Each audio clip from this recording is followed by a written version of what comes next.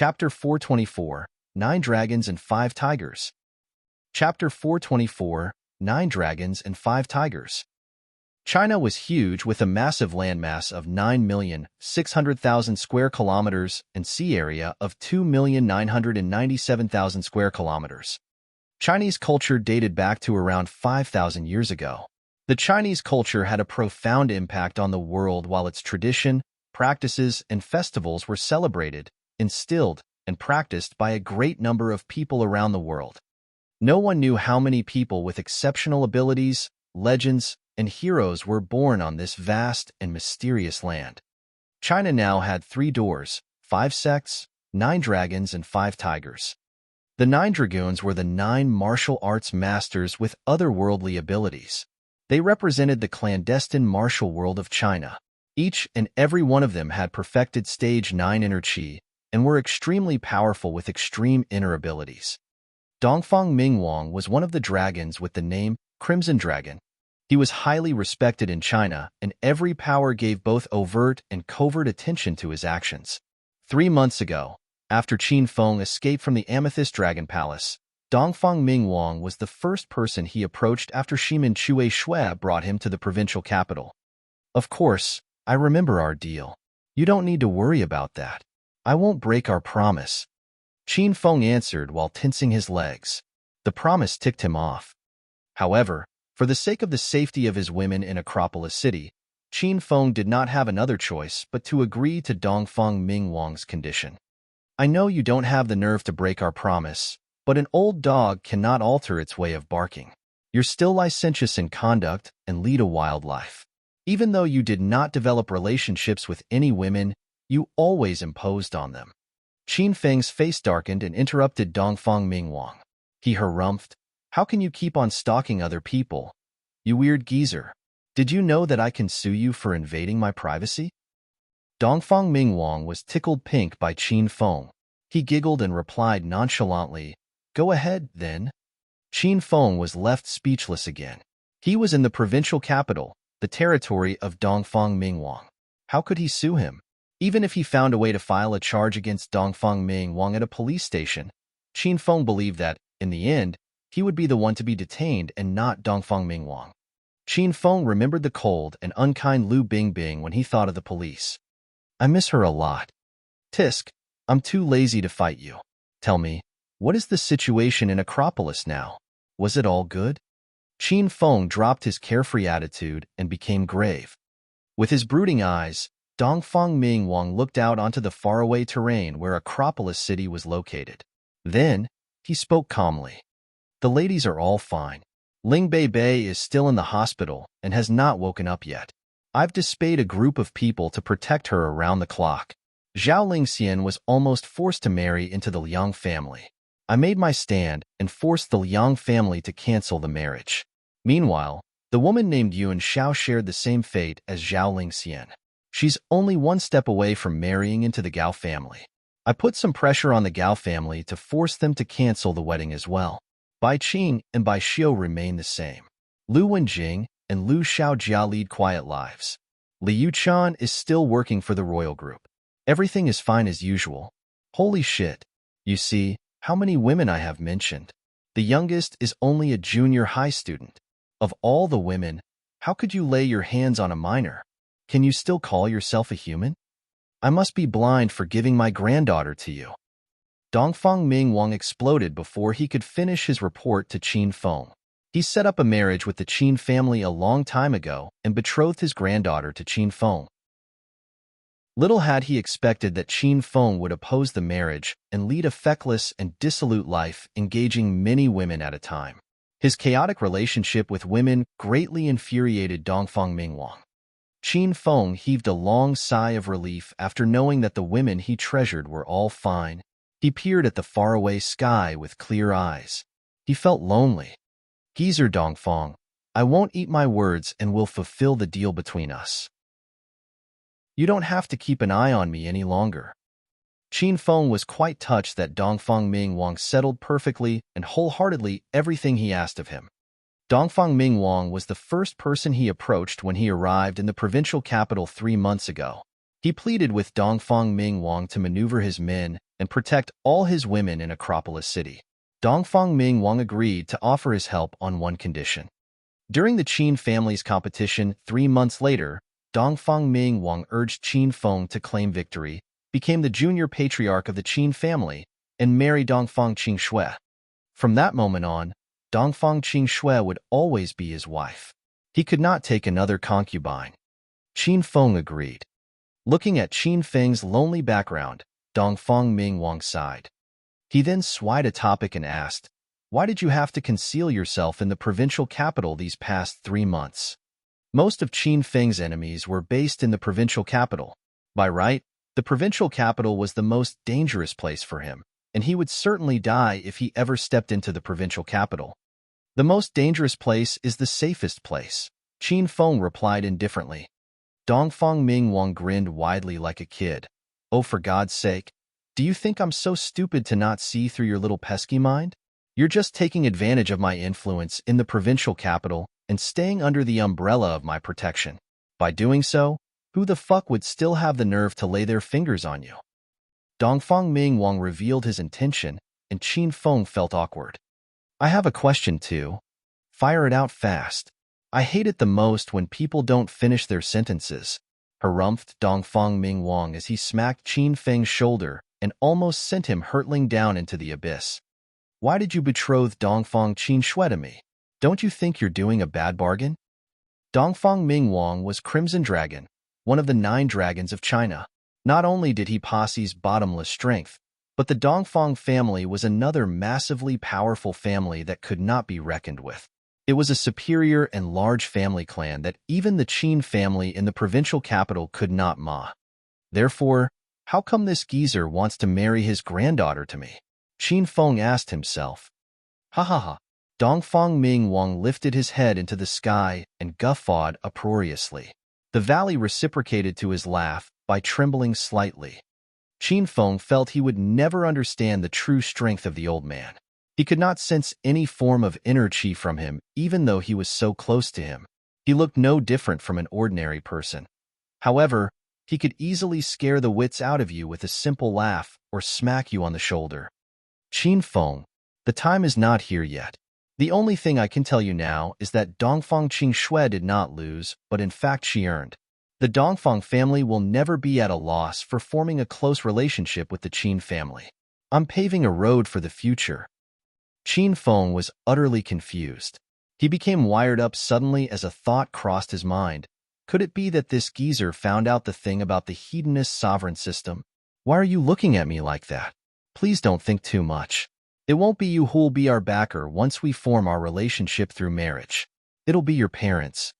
My parents? Qin Feng's eyes suddenly turned hazy. The Qin family in Acropolis City could not hold its ground and fell during the Great War 3 months ago. Uncle Fu took his father to seek refuge for the Qin family in the provincial capital. Qin Feng missed his father a lot as he had not seen him for around 3 months. As for his mother, Qin Feng did not have any memories of his mother since he was born. Who exactly is my mother? Where is she now? Qin Feng looked at Dongfang Ming Wang hoping he would tell him the whereabouts of his long-lost mother. Dongfang Ming Wang refused to say anything further. He sighed, I've spoken too much. We should call it a day now. I'm too old, and I feel sleepy after the night has fallen. I'm going home first. Dongfang Ming Wang's voice became distant, but it was still loud and clear as if he was still standing beside Qin Feng. Just like performing a magic, he vanished before Qin Feng in the blink of an eye, causing Qin Feng to gape in astonishment. What the fuck? You stupid geezer, what kind of place have you bring me to? How am I supposed to go back on my own? You should have taken me along when you leave. Qin Feng kept dissing Dongfang Ming Wang. However, there was nothing left aside from his own voice and echo, and Dongfang Ming Wang was no longer in his sight. The day had arrived when Qin Feng returned to Chang Xian's villa. He had run for almost 200 kilometers yesterday night before he found his way home. If Qin Feng had the chance to run into Dongfang Ming Wang again, he swore he would kill himself in front of Dongfang Ming Wang as revenge for leaving him behind. As soon as he entered the parlor, Chang Xian shot a barrage of questions at him while holding a chilly expression. Qin Feng, Where did you go last night? What did you do to Yin Yin? Only now did Qin Feng remember last night Hua Yin went on a rampage and almost killed himself. What have I done to Yin Yin? Why don't you ask that crazy girl what she has done to me instead? She is freaking insane. She almost killed me. Qin Feng and Chang Xian had exchanged blows, and Hua Yin came downstairs. She was dressed in a white shirt and a kilt. Hua Yin suddenly stopped when she saw Qin Feng. Her sky-blue eyes were veiled with complex expressions. She remained still for a good while before moving toward the duo. Yin Yin, just in time. What on earth actually happened last night? I was suddenly awakened by some noises outside, and then after I came downstairs to check what was going on, I found you unconscious in the parlor with your sleeping gown all torn apart. Qin Feng was nowhere in sight, and he had not come home. Tell me what happened. After Chang Xian discovered Hua Yin, she helped her into her room. Hua Yin had remained unconscious for the entire night, and she had just woken up, so Chang Xian still did not know what happened last night. Hua Yin fell silent facing Chang Xian's interrogation. Bright pink crawled up her face, and she answered her charmingly. Aya, please don't ask so many questions, big sister Xian. In sum, Qin Feng did not force me to do anything last night. How can you expect a girl tell you something like this? Like a newlywed, Hua Yin gave a charming smile to Qin Feng before running away. Standing in the doorway, Qin Feng and Chang Xian were both in a state of utter confusion. Yin Yin has fallen in love with Qin Feng? Chang Xian's mind was filled with many questions. They even had sexual relations last night? But how is that possible? What the fuck? What kind of trick is this woman playing? Do you think that this young master will accept you after you make a false charge against me? This brother is not an easy man. Qin Feng roared inwardly as well. Humph. Chang Xian glared at Qin Feng and stomped out of the villa. Qin Feng hastily followed her. He had run his way home for a night, and he did not want to run back to the university again. When he arrived at the medical college of Provincial Capital University, Qin Feng realized that the atmosphere of the class was not right. His students lay lifelessly on the table, while a large-headed middle-aged man was blabbering on the podium. Qin Feng entered the lecture hall and laughed. I see that all of you are so tired and washed out. Can I take it as all of you come to overnight in the lecture hall, so that you can claim a good spot to attend my class? Qin Feng's voice was like a steroid, and the 200 students regained their vigor, shot up, and sat with their backs straight. All of them focused their gazes and stared spiritedly at Qin Feng. Chapter 425, Exchange Study. Chapter 425, Exchange Study. The 200 students came to the lecture early to grab themselves good spots. Some of them had not even eaten breakfast and stormed their way to the lecture hall instead, just to attend Qin Feng's class. Unfortunately, the man who was lecturing them that day wasn't Qin Feng but a roly-poly middle-aged man. The roly-poly middle-aged man was arrogant. He climbed up to the podium with a high and mighty attitude when he entered the lecture hall and introduced himself. He said his name was Xiao Lei, the chief physician of Department of Neurology in the affiliated hospital. He had been specially invited by the medical college's dean of the Provincial Capital University to run a spot check on the students about the practical knowledge of Western medicine. This class was intended to be Professor Qin Feng's lesson, yet a strange guy bounced in from nowhere and prattled nonsense at them. It was natural that the students did not like him, so they all lay dispiritedly on their tables waiting for Professor Qin Feng to drive this person away. Finally, their savior had arrived. Like previous lessons, Qin Feng maintained his humorous style by cracking a joke as soon as he entered the lecture hall. He had tall stature, and he was handsome standing under the sunlight. With his down-to-earth manner, he successfully seized the heart of his students, and all of them exploded. Professor Qin Feng, we missed you so much. The fuck? Do you think you're phone gong? Qin Feng harumphed while glancing at his students. Handsome Professor Qin Feng, we love you so much. You freak. I'm not gay. Qin Feng's face darkened. Professor Qin Feng, we wanted to attend your Chinese medicine class. We want you to lead us in exploring the expansive field of Chinese medicine and embrace the profoundness of acupuncture. Hurry up and cast that stupid fat ass out the lecture hall. He nauseates us, and we don't like him. The students acted like peasants in a rebellion, attempting to overthrow the government. Displeased by the students, Xiao Lei turned to Qin Feng and shot fierce glare at him. They exchanged glances and recognized one another. Xiao Lei was the fat asterisk ass who obstructed Qin Feng by every possible means when Qin Feng and Chang Xian had rushed to the affiliated hospital to rescue Wang Qingfe. In the end, his actions had ticked Qin Feng off, and Qin Feng beat him down brutally. Xiao Lei's second uncle, Xiao Shan, was the vice president of the affiliated hospital, yet that had not stopped Qin Feng from humiliating. "It's you brat." Xiao Lei instantly remembered the way Qin Feng had brutally beaten him upon seeing Qin Feng. He was champed in rage. Soon, his angry expression faded and a wicked grin crawled onto his jowly face. There was a reason why he was invited by the dean of the medical college to give a talk to the medical college's students on the practical knowledge and some study cases of Western medicine. Yesterday, the higher-ups of the provincial capital university received an exchange study proposal from the St. Medical Institute in America extending their wish to come to the provincial capital university for an academic exchange. The St. Medical Institute was the most famous higher institute in America that specialized in Western medicine. Their mastery and research on the Western medical field were the vanguards of the world. Many incurable, uncommon diseases and illnesses that couldn't be cured by the rest of the world had been cured by the specialized teams sent out from the St. Medical Institute. Some of their treatments were so successful that they caused a massive tremor in the World Medical Organization. The news of a legendary higher institute like this suddenly wishing to come for an academic exchange at the Medical College of China's provincial capital university dropped like a bombshell on all of the higher-ups of the medical college, stunning them so much that they were all thrown into chaos. It was such a strange and hard-to-come-by opportunity. They were certain that they had to be able to make a name for the medical college in the provincial capital once they formed a relationship with St. Medical Institute. Their prominence might even be able to return to the level it was at 5 years before the disappearance of the divine Chinese medicine practitioner, Li Xingtian. As such, starting the day before, the higher-ups of medical college were extremely busy. Since the St. Medical Institute was best known for their mastery over the Western medicine, the higher-ups of the medical college had organized a special training session for the medical college's students to sharpen and hone their practical skills and knowledge on Western medicine. Therefore, they invited Xiao Lei over from the affiliated hospital to host a practical training session.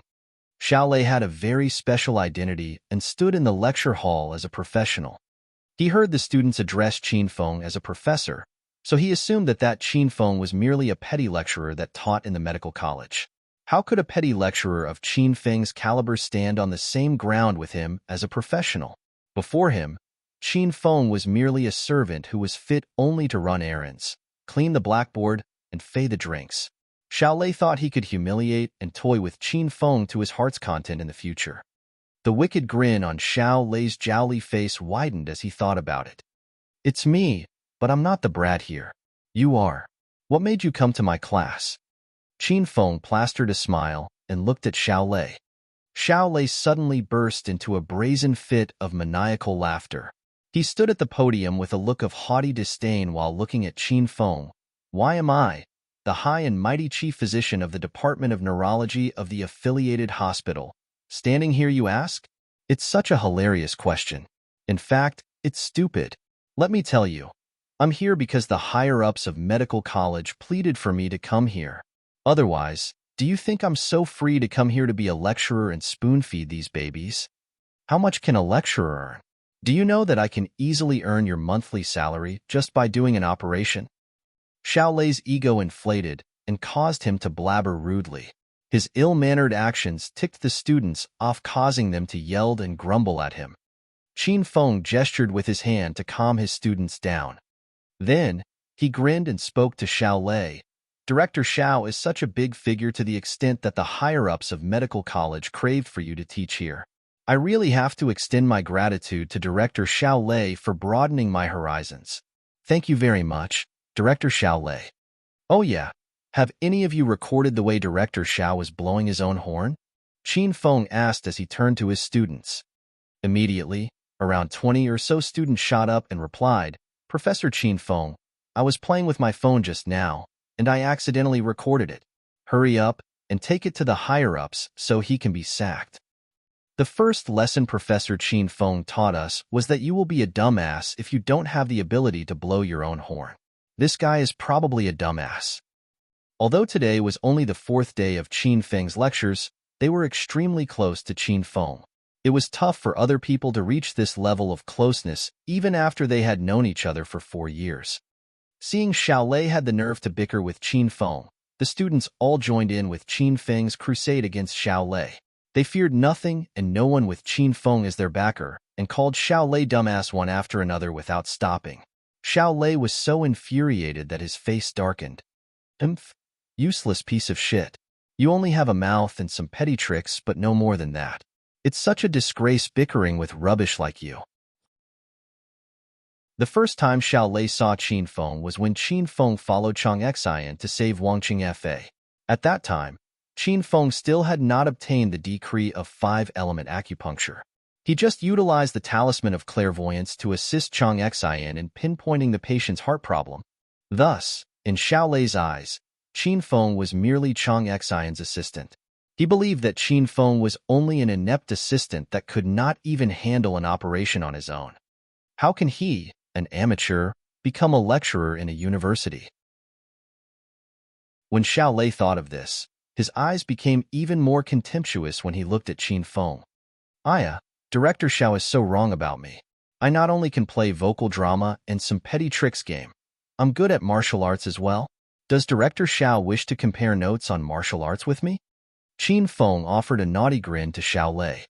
Shocked, Xiao Lei stepped 3 paces backward as a cold sweat began to form on his back.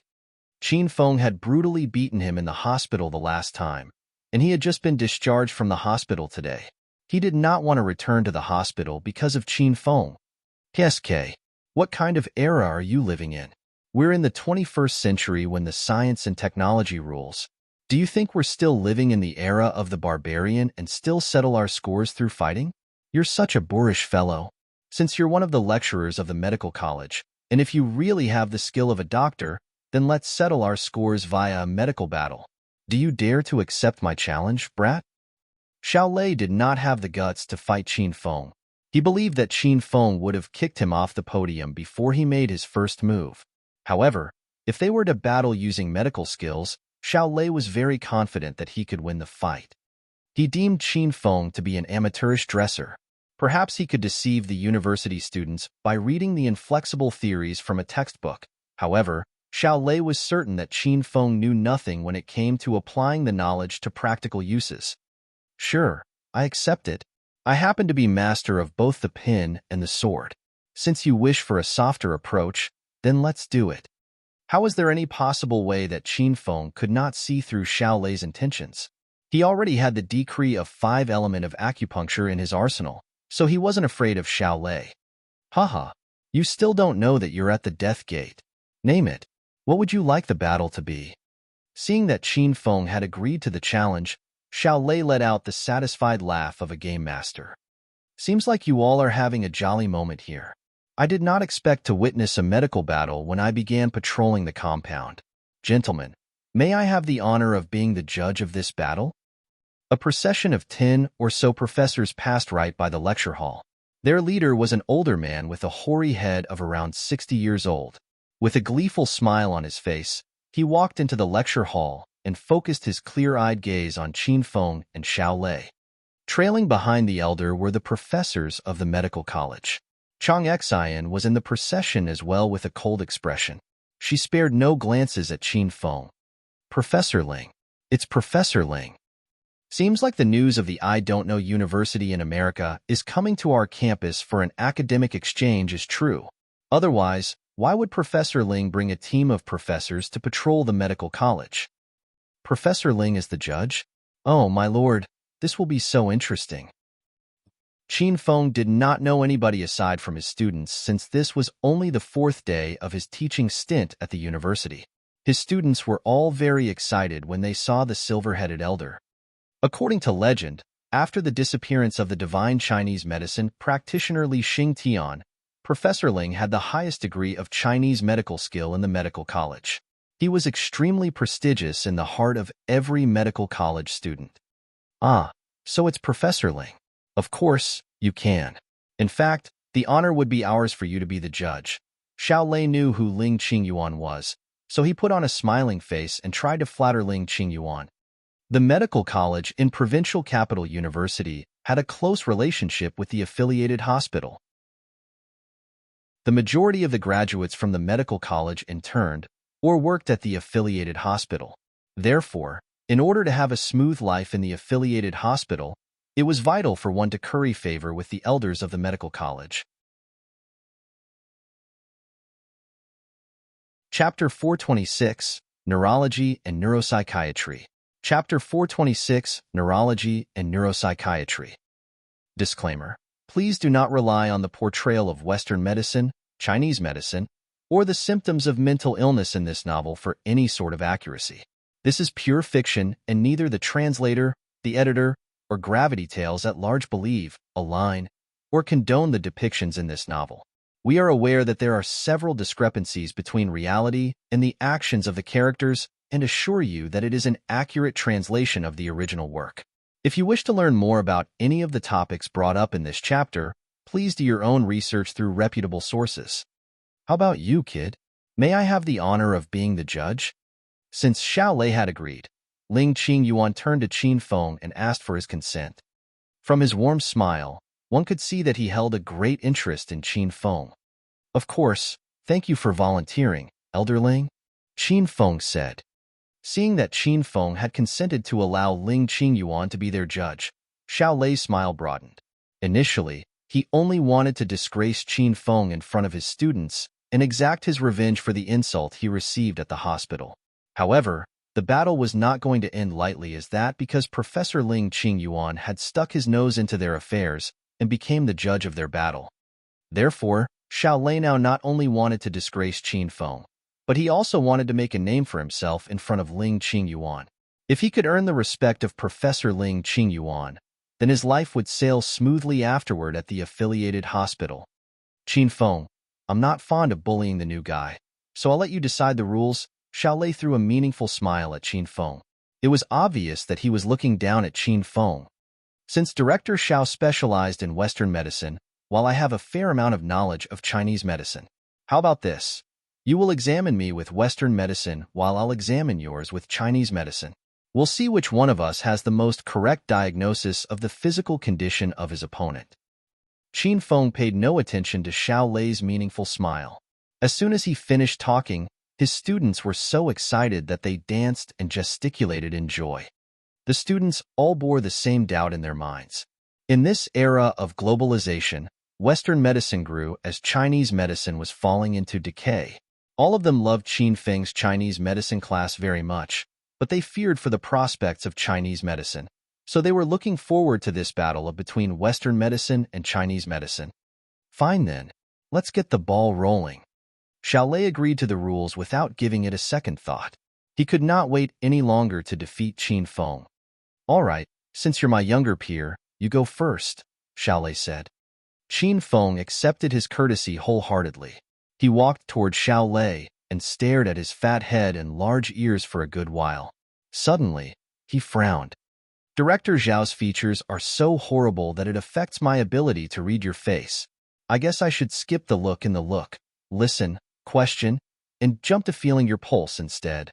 Qin Feng then began to feel Xiao Lei's pulse with all seriousness, causing Xiao Lei's face to grow grotesque with a reed expression, while all the students laughed their heads off. Even the corner of Ling Qingyuan's and Chang Xian's mouth quivered a bit. Both of them tried very hard to suppress their laughter. After 15 seconds, Qin Feng withdrew his hand. Then, he wiped his hand clean with Xiao Lei's him made a disdainful remark. You should start to keep fit, Director Xiao. You see, my hand was covered with grease after I put my hand on your wrist. Are you through? Do you still want to continue the battle or not? Xiao Lei almost fainted from his anger when he heard the students once again burst into peals of laughter. Qin Feng squinted, plastered a fake smile on his face and spoke earnestly. Please chill, Director Xiao. We, as scholars who have studied the art of healing, must remain calm and collected at all costs no matter the conditions. How can Director Xiao's thoughts be so easily thrown into chaos after I cracked a few jokes? This is not how a grandmaster in the art of healing should behave. Qin Feng teased him, and he could not explode. Otherwise, Qin Feng would be right. He wouldn't have the air of a grandmaster. Qin Feng was satisfied seeing Xiao Lei's troubled expression. Suddenly, he shot a question at Xiao Lei.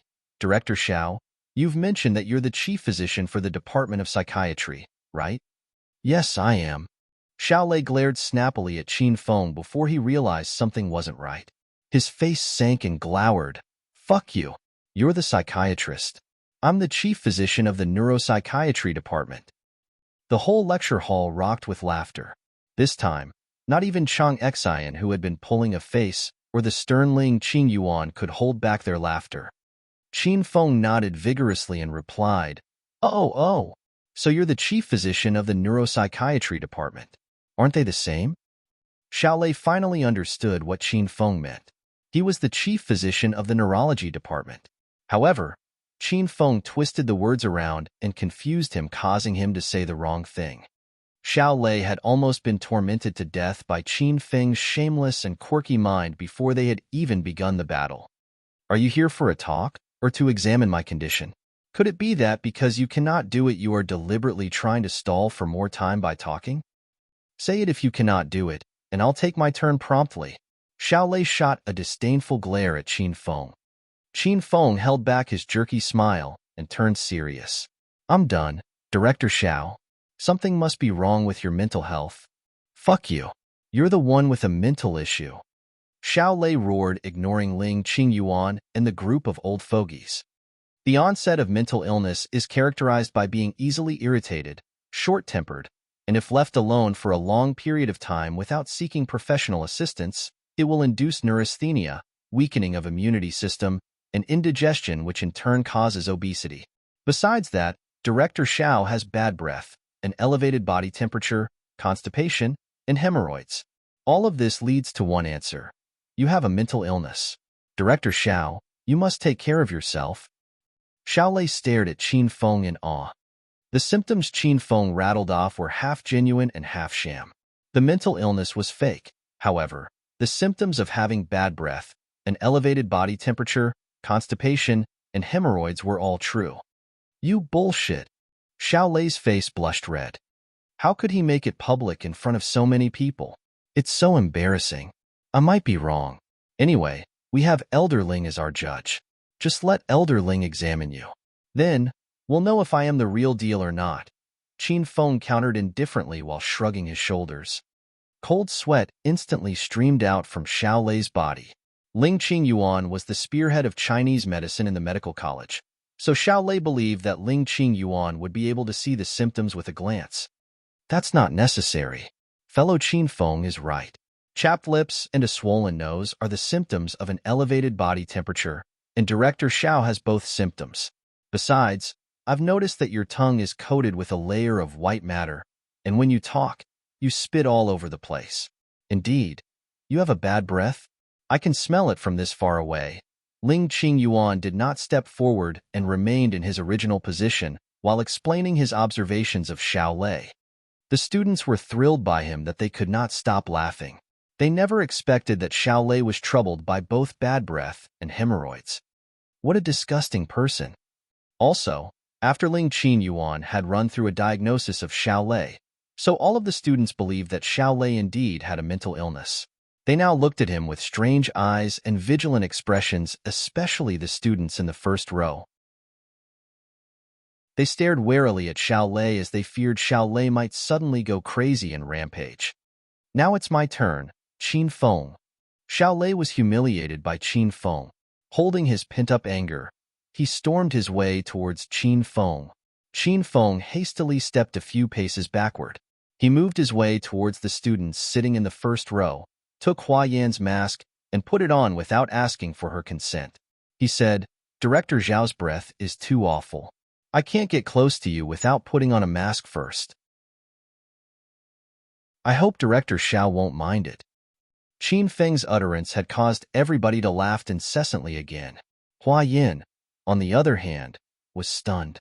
She put on the same mask every day, and Qin Feng just took it without asking for her permission.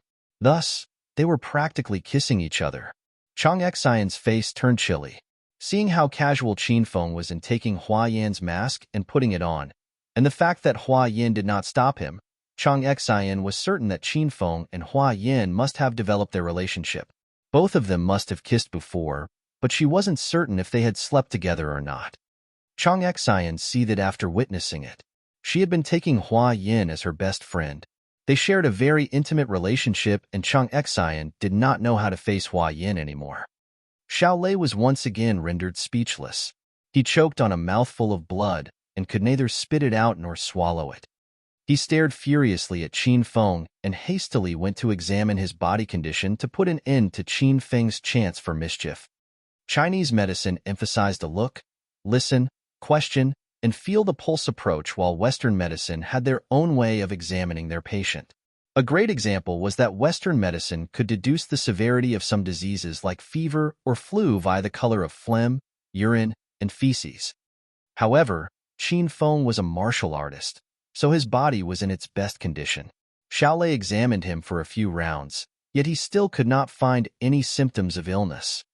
Director Xiao, is my body so healthy that you are not able to see what problems my body may have? Qin Feng offered a sly grin to Xiao Lei. Xiao Lei replied to his gleeful grin with an ashen face. At last, he could not continue his pretense and shook his head. He sighed. I can't find any illness in his body, so that means I won, right, Director Xiao? It's an unfair battle to begin with, anyway. Xiao Lei refused to admit his incompetence in front of Ling Qingyuan, so he began to find all sorts of reasons to defend himself with. You learned Chinese medicine while I specialized in Western medicine. Chinese medicine emphasizes greatly on 4 steps: look, listen, question, and feel the pulse. You Chinese medicine practitioners could diagnose some common diseases through reading faces and feeling pulses. However, that is not what we do in Western medicine. We use all kinds of highly advanced medical devices to run X-ray and microscopic analyses to deduce the causes of illness and condition of a patient. Chinese medicine has long gone down the drain. Nobody wants to learn this kind of outdated stuff. No offense, but who suffers from a serious illness and does not go seek assistance from a doctor of Western medicine? Let me put it in a way you will understand. Chinese medicine can only cure common illnesses such as fevers, the flu, headaches, and stomach aches. Are you saying that you can cure some serious illness such as cardiovascular diseases, neurological illnesses, and internal visceral injuries simply by feeling the pulse and herbal prescriptions without an injection? Are you kidding me? Xiao Lei had lost the battle, so he criticized the lack of usefulness of Chinese medicine and compared it with the large demand for Western medicine to beat down Qin Feng. Qin Feng remained rather unaffected by his speech. It was their judge, Ling Qingyuan, who reacted strongly to Xiao Lei's speech. His face began to chui, and his breath came in explosive puffs. His eyes rolled, and he fell unconscious. What happened, Professor Ling? Professor Ling has fainted. Stop moving around. Students, stay in your seats. Professors, move out of the lecture hall now. Maintain the room's ventilation. Ling Qingyuan suddenly fainted, throwing everybody into chaos. Everybody silent. Whoever utters a syllable from this moment on better not dare to come to my class anymore. Qin Feng suddenly rose to his feet and glared. The students instantly fell into a pool of dead silence. Rushing, Xiao Lei and Qin Feng arrived at Ling Qingyuan's side soon after. Most of the professors had retreated to the sideline to keep the room ventilated. Director Xiao, didn't you say that Western medicine is the major trend now while Chinese medicine is lagging behind, and that cardiovascular diseases can only be cured through Western methods or through operation? Then I ask you now, what is the reason that Elder Ling has fallen unconscious? Qin Feng's countenance froze as he glared fiercely at Xiao Lei. Xiaolei suddenly felt that he was struck by a massive pressure, causing him to lose the courage to speak. You proclaimed yourself as the chief physician of the neurology department, bluffing and blustering the title in front of everybody, but you don't even know the exact reason that Elder Lin has fainted. He fainted due to a heart attack. This is Director Zhao's area of expertise. Qin Feng caused Xiao Lei's face to blush in anger. He wished he could hide in a hole. But he knew he could not escape now. He steeled himself and said, Qin Feng, there's no point saying all this and that. Elder Lin is in dire strait now, and you still have the time to compare Western and Chinese medicine with me? Since you always brag about how great Chinese medicine is, I dare you to cure Elder Lin with Chinese medicine.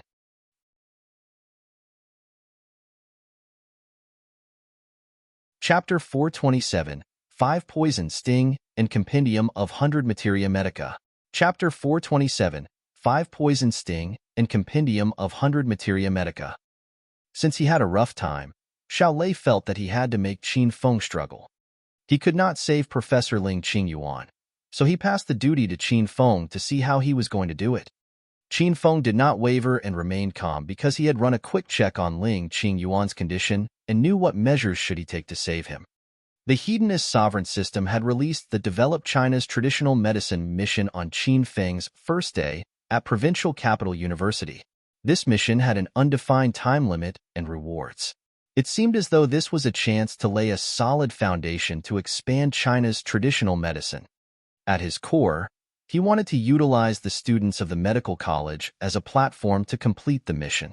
He would glorify and introduce the profoundness of Chinese medicine to the world through them.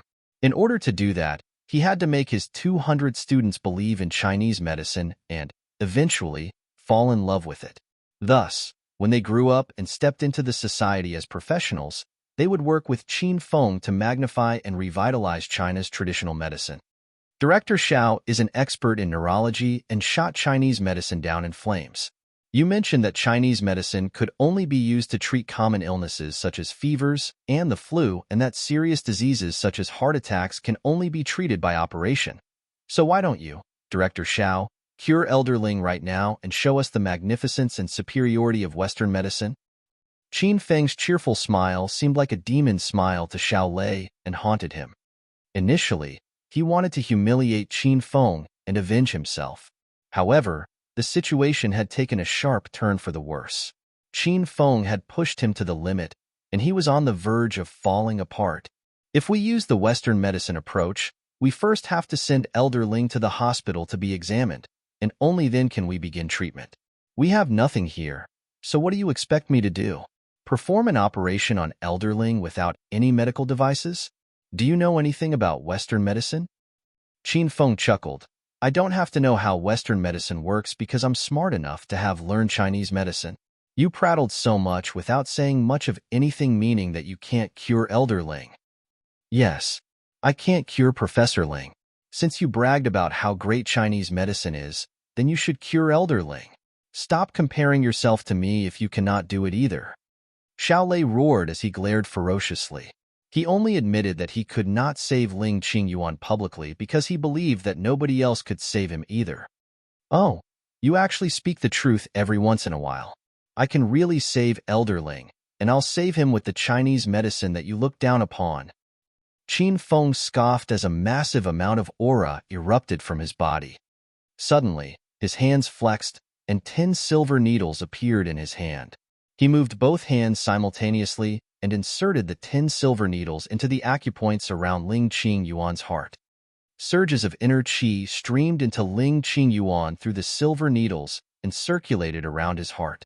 When Ling Qingyuan was struck by a heart attack, Qin Feng had examined him with the talisman of clairvoyance and found out that Ling Qingyuan's heart stopped functioning because his blood vessels were blocked. Therefore, Qin Feng was now transferring inner qi into Elder Ling's body to clear the blood vessels by promoting the blood flow around his heart. A few elders among the parade of professors were extremely delighted when they saw the silver needles vibrating on their own in Ling Qingyuan's chest. They were stunned, so they stared at the miraculous sight with their mouth agape, unable to utter a single syllable. Although this was not the first time Chang Xian had witnessed Qin Feng using the needle manipulation technique, she was still marveled by the sight. Xiao Lei did not know what the needle manipulation technique was, but the sight of 10 silver needles vibrating on their own was enough to stun him for a good amount of time. Only then did he realize that Qin Feng was not an ordinary assistant. He was clearly an experienced Chinese medicine practitioner. The silver needles vibrated in Ling Qing Yuan's chest for around 5 minutes. While they vibrated, nobody dared open their mouths as their attention was seized by the wonderful sight before them. Ling Qing Yuan suddenly awakened. Cough, cough. He felt suffocated, and he coughed violently once he woke up. What happened to me? Why are you all surrounding me? Ling Qing Yuan had lost consciousness the moment he fainted, so he was clueless as to what kind of tragedy had happened. Somebody from the group of professors briefed Ling Qing Yuan about the incident. As he was briefed by his peers, he noticed the silver needles that were still vibrating in his body. He screamed, This is the needle manipulation technique. Who performed the treatment? Where is he now? Everyone then looked over at Qin Feng and realized that he was now sitting beside Hua Yin. Hua Yin tried to get her mask back from Qin Feng, but he was toying with her. Both of them were having a fun time together. Elder Ling, the professor over there, is the one who performed the treatment. All the professor's eyes were flooded with intertwined shock and helplessness as they looked at Qin Feng speechless. He was so young, yet he had the ability to perform the supreme needle manipulation technique. What's more, he acted like it was nothing worth recognizing. Glowing with light, Ling Qing Yuan hurried his way toward Qin Feng. Before he could open his mouth to speak, Qin Feng waved his hand and withdrew all 10 silver needles from Ling Qing Yuan's chest. Amazed by how precise and fast Qin Feng was in manipulating the needles, Ling Qing Yuan truly believed Qin Feng was his rescuer. He was marveled by the fact that Qin Feng was able to perform the needle manipulation technique at an early age.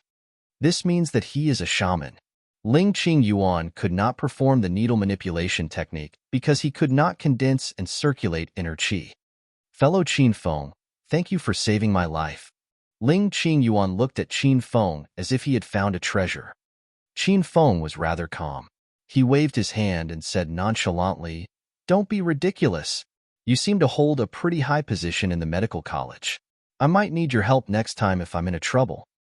Ling Qing Yuan's mouth quirked. He did not know how to continue the conversation anymore. Suddenly, he turned and stared coldly at Xiao Lei.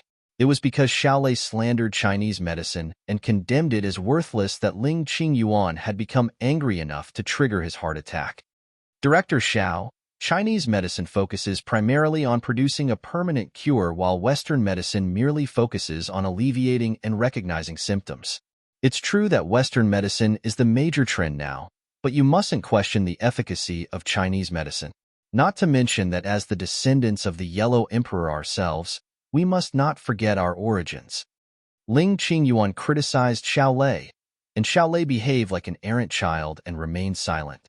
After all, he could not repudiate Ling Qing Yuan's remark because even though he treated Chinese medicine like dirt, it had saved Ling Qing Yuan's life where Western medicine had done nothing despite his belief in its superiority. He had been like a turtle on its back when Ling Qing Yuan had fainted and could not do anything but bite his nails. After criticizing Xiao Lei, Ling Qing Yuan extended his gratitude to Qin Feng again. He even exchanged contact information with Qin Feng before retreating with the parade of professors. I'll see you out, Professor Ling. Xiao Lei wanted to smooth over his mistakes. Ling Qing Yuan looked at Xiao Lei and said scornfully, That's not necessary. You should go back to your students. Do I not have legs to walk myself out of the lecture hall? Xiao Lei had been beaten again. He pushed down his anger and saw Ling Qing Yuan off with a fake smile on his face. The 200 or so students were now extremely excited and looked at Qin Feng with admiration. The females' expressions conveyed a sense of marriage intent, as did the males. Qin Feng was so frightened by their fervent glares that he had goosebumps. These students were excited because they finally witnessed the true traditional medicine of China. Qin Feng effortlessly saved Ling Qing Yuan's life with just a few silver needles. He even had spare time to flirt with Hua Yin while he was treating a patient. Ling Qingyuan was struck by a heart attack, and Qin Feng cured it as easy as curing the flu. The incident finally cleared everybody's doubt and affirmed their will to master the Chinese medicine. They all believed that Western medicine and the chief physician of the neurology department of the affiliated hospital were worthless in relation to Qin Feng and the profoundest Chinese medicine. Ding! Congratulations, host Qin Feng. You've successfully glorified China's traditional medicine and showed the medical college's students the profoundness of Chinese medicine. The system awards you a 5-poison sting and a compendium of 100 materia medica. System notification suddenly beeped in Qin Feng's mind, shocking him. Little pig, what mission did I clear? Master, these are the rewards for the Develop China's Traditional Medicine mission. The mission has no time limitation with unspecified rewards and penalties. The system will reward Master in phases as the time goes by according to Master's performance. Just now Master showed the students the profoundness of Chinese medicine, so the system awarded Master a small reward. The system will award Master with better and greater rewards as Master carries forward to bring Chinese medicine to a greater height of development. After Qin Feng got a good grasp of the situation, he hastily went to check the rewards he just received.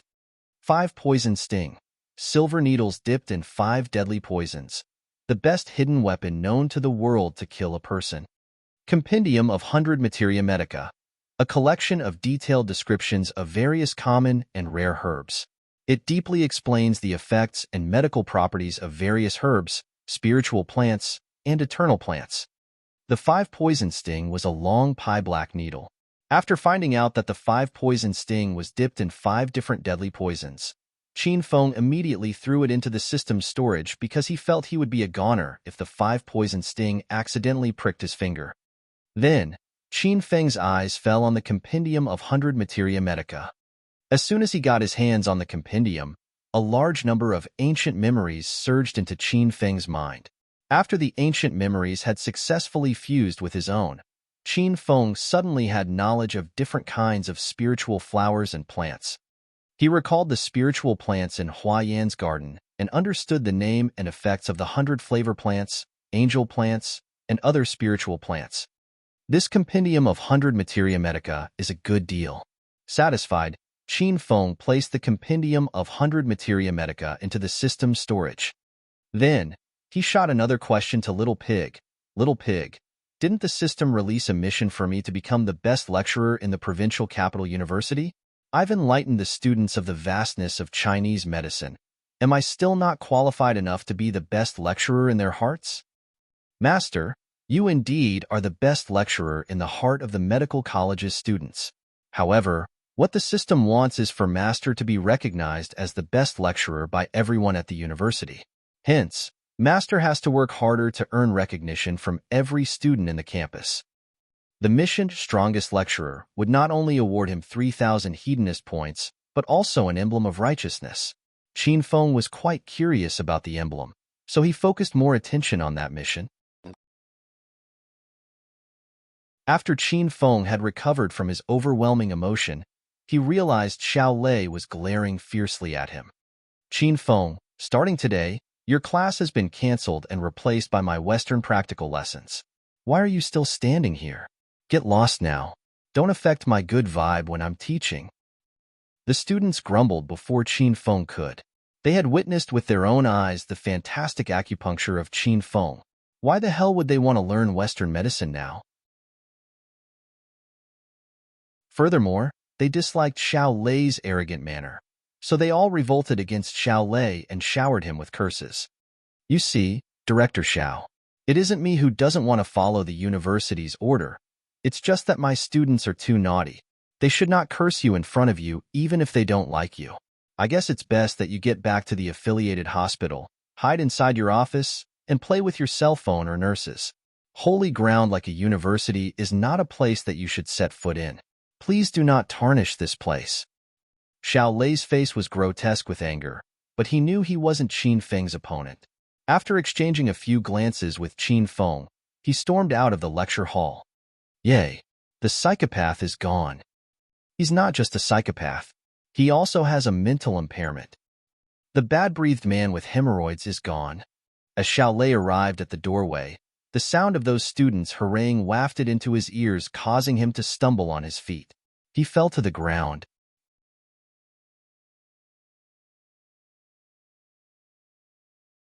Chapter 428, Heretic. Chapter 428, Heretic. Qin Feng imparted the knowledge of acupuncture to his students. All of the students listened attentively, and they felt they had gained more knowledge in the past 2 lessons than all of the lessons they'd had over the entire semester. Qin Feng did not go home with Hua Yin and Cheng Xian after the school ended. Instead, he informed both of them that he had something to tend to. Afterward, Qin Feng had dinner at a restaurant off campus.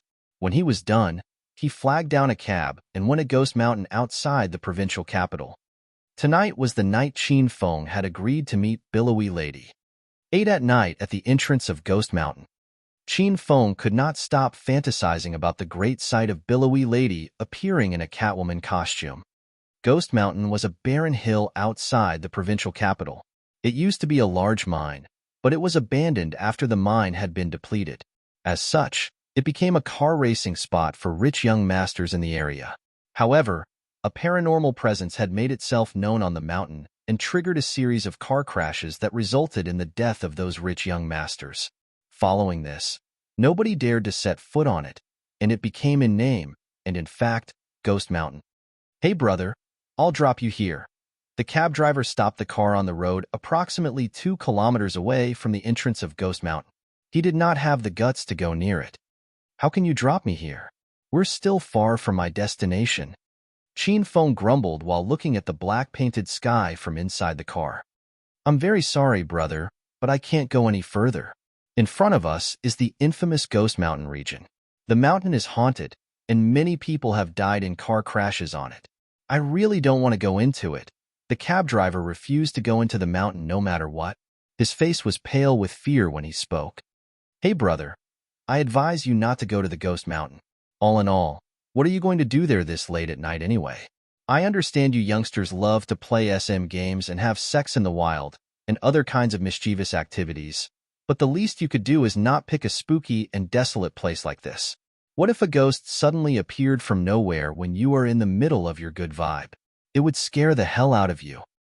Not only did the cab driver refuse to proceed any further, but he also tried to persuade Qin Feng to return with him. However, he still demanded that Qin Feng pay him. Qin Feng's mouth quirked as he thought, "What a business-minded person. Why didn't you persuade me before we started our journey?" Qin Feng could not do anything. After he paid the cab driver his fare, he alighted from the cab. As soon as he alighted from the cab, gushes of bone-chilling wind blew around him. Straining his legs, Qin Feng began to run forward. He took the 2-kilometer distance as part of his training. As he arrived at the entrance of Ghost Mountain, the eerie, chilly breeze had gotten stronger. Qin Feng glanced around him, and he found neither human nor ghost present in the area other than him. Qin Feng then donned the sacred azure battle armor and hid in a shady part beside the entrance. With the sacred azure battle armor, the temperature had dropped drastically, causing him to sneeze incessantly. However, after he wore the sacred azure battle armor for a while, the bone-chilling cold sensation began to fade away. Qin Feng suddenly came to the realization that he should keep his identity as a member of Martial Artist Alliance a secret. Otherwise, his enemies might find out where he was. Therefore, he commanded the battle armor in his mind, and the battle armor changed form. A fiery crimson windbreaker draped over his shoulders and fluttered in the wind just like a massive flame. Qin Feng's face changed as well. His handsome, well-defined face was veiled by a wolf mask. This was the identity that Qin Feng tailored for himself in Martial Artist Alliance, Green Wolf. As the sacred azure battle armor completed configuration, a woman's voice drifted into Qin Feng's ears from behind him. "Green Wolf?" Qin Feng quickly turned around and saw a woman costumed in Catwoman attire with a cat-shaped mask standing behind him. He lowered his gaze to stare at the woman's breasts. When he saw her large breasts, he exclaimed inwardly, "Wow, they are really huge." "Big-breasted sister?" Qin Feng asked after altering his voice. Although he could not see the billowy lady's features and expression, he could judge from her high-pitched voice that he'd made billowy lady was very angry. I'm not big-breasted sister. I'm billowy lady. What's the difference? Qin Feng laughed. Your breasts are huge. They must be very spongy. Seeing Qin Feng was getting pumped, billowy lady almost exploded. She pushed down the urge to slap Qin Feng and said coldly, "We are on a mission tonight. If I hear any more nonsense from your filthy mouth, I'll kick you off my team." Qin Feng behaved himself and turned serious after he saw that billowy lady was getting angry. He walked to billowy lady's side and asked, "The so-called Taoist Rakshasa is coming here tonight? I received intel from the mission issuer. He told me that Taoist Rakshasa will be here tonight." Billowy lady answered simply. The mission issuer? Why didn't he give me the information? Qin Feng asked as he raised his brows in displeasure. Why would he give you the information? You're only my teammate. The issuer will only inform the person who accepted the mission, and that person has to spread the information to his or her team members. Billowy lady rolled her eyes at Qin Feng and said scornfully, "Hey, don't tell me this is your first time carrying out a team mission?" Qin Feng thanked his wolf mask so much as the mask veiled his awkwardness from billowy lady. What are you talking about? I'm an old bird, and I'm always the leader except for this time. Billowy lady stared at Qin Feng's wolf mask for a while, and her lips curled into a sneer. I don't trust you. Without waiting for Qin Feng's response, billowy lady added, the mission was issued by the Dragon Group, but I guess you don't know about the Dragon Group. China has 3 doors and 5 sects, and the Dragon Group is one of them. They are backed by the Chinese government, or we can say that the Dragon Group is a group established by China. Qin Feng finally understood. No wonder there are so many mission points for this mission. Our country is so rich. Billowy lady paused for a while before continuing. According to the intel given by the Dragon Group, our target today, Taoist Rakshasa, is an extremely powerful heretic. He always appears here in the region of Ghost Mountain and murders all passerby and uses the corpses to cultivate. This heretic is utterly devoid of conscience. The Dragon Group believes that he must be subdued, so they issued a mission to Martial Artist Alliance to find someone to exterminate him. Billowy lady briefed Qin Feng on the information she had obtained, so Qin Feng now had more knowledge about Taoist Rakshasa. Looking at the spooky surroundings that were devoid of any human beings, Qin Feng said, we just wait here for him to show himself? What if the heretic decided not to come today? Besides, the space here is too wide, and it's too dark. We might miss him if he comes here. Billowy lady sent a glare at Qin Feng and harumphed, "TSK, you must have never met a heretic before. When a heretic appears, the surroundings will be filled by his evil energy. Even though some heretics can hide their evil energy, they cannot conceal all of it. As long as Taoist Rakshasa comes, I can find him." Qin Feng nodded. Then, he smirked. So you have the nose of a dog. Qin Feng's remark ticked billowy lady off so much that she wanted to hit him. You're the one with the nose of a dog. I'm regretting allowing you on my team. I should have come alone. Qin Feng's gaze was fixated on billowy lady's large breasts while teasing her, and they continued to bicker while waiting for the appearance of Taoist Rakshasa. On top of Ghost Mountain, there was an abandoned factory. The factory was a workshop left by a group of coal miners and should be bereft of any human beings. However, the factory glowed with a gloomy light. It wasn't caused by a light bulb. It was caused by a row of candles that flickered in the breeze. Director Liu, it's too spooky here like a ghost movie. Why don't we retreat first? At the entrance of the factory stood 5 men in police uniforms. Their bodies quivered with fear. There was a woman in front of them, and compared to the men, she was much calmer. The woman wore a neat and tidy police uniform and a cap on her head. She had a valiant and heroic bearing and an imposing appearance. Her body figure was perfectly carved by God, and her appearance was as pretty as a heavenly maiden. However, she constantly erupted with a cold air, and her face always held a cold expression, driving people away from her. Go in now. I, as a woman, am never afraid of going in. Why is it that you 5, as men, are more afraid than me? Lu Bingbing's countenance sank. She shot a few icy glares at the five behind her, causing the five to quiver even more in fear, as they all felt their ending by her hands would be even more tragic than entering the haunted factory. Even though the newly appointed director had only arrived in the provincial capital half a month prior, every officer of the bureau feared Lu Bingbing very much. Their fear for Lu Bingbing was best shown when she got angry, because they all believed that they would be struck by a heart attack at any time. This haunted ghost mountain is my first mission since I arrived in the provincial capital sub-bureau. I've gone through the information on the area. Apparently, there is a mysterious figure playing ghost in this region and killing any passerby. How can we allow this group of beasts to remain beyond the arm of the law? It's just a rumor. Can we, as law enforcement, believe this kind of superstitious? Lu Bingbing's dominating aura dwarfed the 5 police officers. Then, she ordered coldly, "If we do not succeed in destroying them, nobody is allowed to leave this mountain." The 5 police officers' expressions darkened. Even though they were extremely reluctant to go in, they could do nothing but followed Lu Bingbing. After walking into the abandoned factory, the ghastly and blood-curdling sensation intensified. The doors and windows of the factory were all broken, causing an eerie wind to blow in strong. The swish of the wind against the broken doors and windows was scary enough by itself. The erratic candlelight that filled the space, the spider webs that covered the walls, and the black-colored bats that roamed about made it even worse. The vibe was the same as the effects in the movie The Adventures of 3 Tomb Raiders. Crack! Somebody stepped on something. The sound was extremely grating to the ears and caused the few officers to stop abruptly and turn around to check their surroundings. Suddenly, the ill wind intensified. The candle lights flickered with a greater intensity, and a few of them went out. The temperature dropped, and a chilly sensation coursed through everybody's nerves from their backs to the heads. Cool, cool, cool. A strange, sinister laugh echoed from nowhere. 2 of Lu Bingbing's men were so scared that their knees went weak, and they fell to the ground. Cool, cool. Welcome, welcome, everybody to my territory. Nobody shall leave Ghost Mountain once you set your foot in it.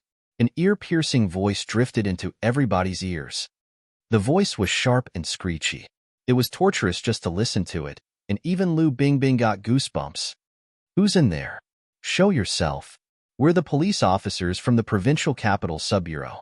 You're under arrest for suspicion of multiple counts of murder on Ghost Mountain. You are to follow us back to the bureau for questioning. Lu Bingbing pulled out a pistol from her belt. With the pistol in her hands, she surveyed the ground carefully.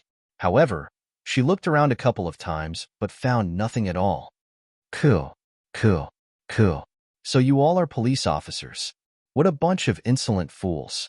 But I favor you, young lady, very much. I've decided.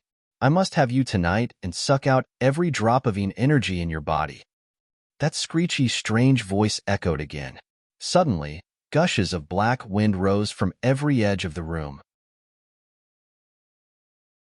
Stunned and nervous, Lu Bingbing shot 3 times at the black wind, but her bullets penetrated through the black wind and hit nothing.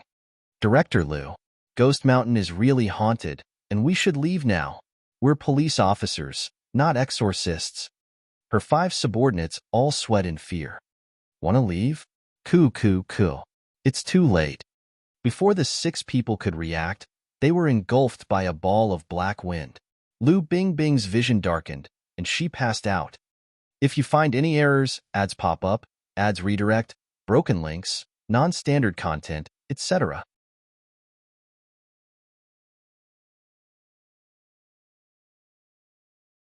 Chapter 429, Demon Cultivator vs. Heretic. Chapter 429, Demon Cultivator vs. Heretic. Here he comes. The heretic is here. Billowy Lady glowered while Qin Feng admired her breasts. In the next second, she turned into a breeze and stormed toward Ghost Mountain's top. Since their target had shown himself, Qin Feng felt he should get serious too and trail behind Billowy Lady. It's odd. Why could Billowy Lady sense the presence of that heretic while I cannot? Qin Feng questioned himself while he was running. Master, a heretic does not cultivate inner qi. they cultivate evil energy. Hence, their aura is kind of different from a martial artist, so it's normal for Master not to be able to sense them, Little Pig explained. Qin Feng was even more perplexed. He almost stumbled to his feet. Does that mean that Billowy Lady is a heretic? If not, how can she sense the evil energy? Little Pig squinted his eyes at Qin Feng and answered arrogantly, Master, aside from heretics, there are two more types of cultivators, namely demon cultivators and morphlings. Let us set aside what a morphling is and move on to demon cultivator. A demon cultivator cultivates demon essence, and it's very similar to the evil energy of a heretic by nature. Thus, it's natural for a demon cultivator to sense the presence of a heretic. Your big-breasted team member might be a demon cultivator.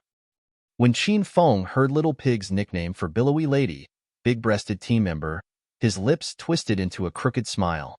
Then, when he thought that he would encounter both a heretic and demon cultivator tonight, the revelation caused his mouth to twist even further. Master, you can activate the hidden skill hyper-intuition bestowed by Sacred Azure Battle Armor to enhance your six senses tenfold. Then, you'll be able to sense the evil energy. Little Pig's remark sparked Qin Feng's memory. He had almost forgotten about the Sacred Azure Battle Armor's hidden skill. He hastily activated the hyper-intuition. Rumble. Qin Feng felt something explode in his mind, causing him to experience an excruciating pain, but the pain faded soon after. Then, when he shifted his gaze to the summit again, he was stunned. The summit that enveloped in darkness was too far to be seen clearly by naked eyes. However, Qin Feng's vision was clear now. He could even notice the evil energy released by the heretic that materialized into the dark mist shrouding the summit. Judging from the density of the dark mist, Qin Feng knew that heretic would not be an easy opponent. The six human senses included vision, hearing, smell, touch, taste, and perception. Hyper-intuition amplified Qin Feng's senses tenfold, and the effect was shocking. Previously, Billow Lady, who ran in front of Qin Feng, was fast in his eyes. She ghosted around the forest like a phantom, and she would cross 5 or 6 meters when she leaped. Now, her speed was as slow as a turtle in Qin Feng's eyes, giving him a feeling that everything was 10 times slower. He even believed that he could easily trace the trajectory of a bullet and CA it with his hands. As Qin Feng was marveled at the miraculous effect of hyper-intuition, they reached the summit. There was an abandoned factory on the summit filled with gloomy, eerie candle lights. The heretic is in there.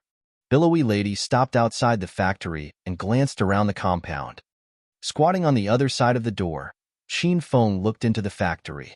He could sense the evil energy in the air had thickened and intensified by coming this near to the factory. Coo. What a lucky day. There are so many people offering themselves to me tonight. If my luck was usually as good as tonight, I might have long perfected my cultivation and become unbeatable. The screechy voice echoed through the factory. Offensive and unpleasing to the ears, the voice nauseated them so much that Billowy Lady had goosebumps and Qin Feng almost vomited. Show yourself, demon.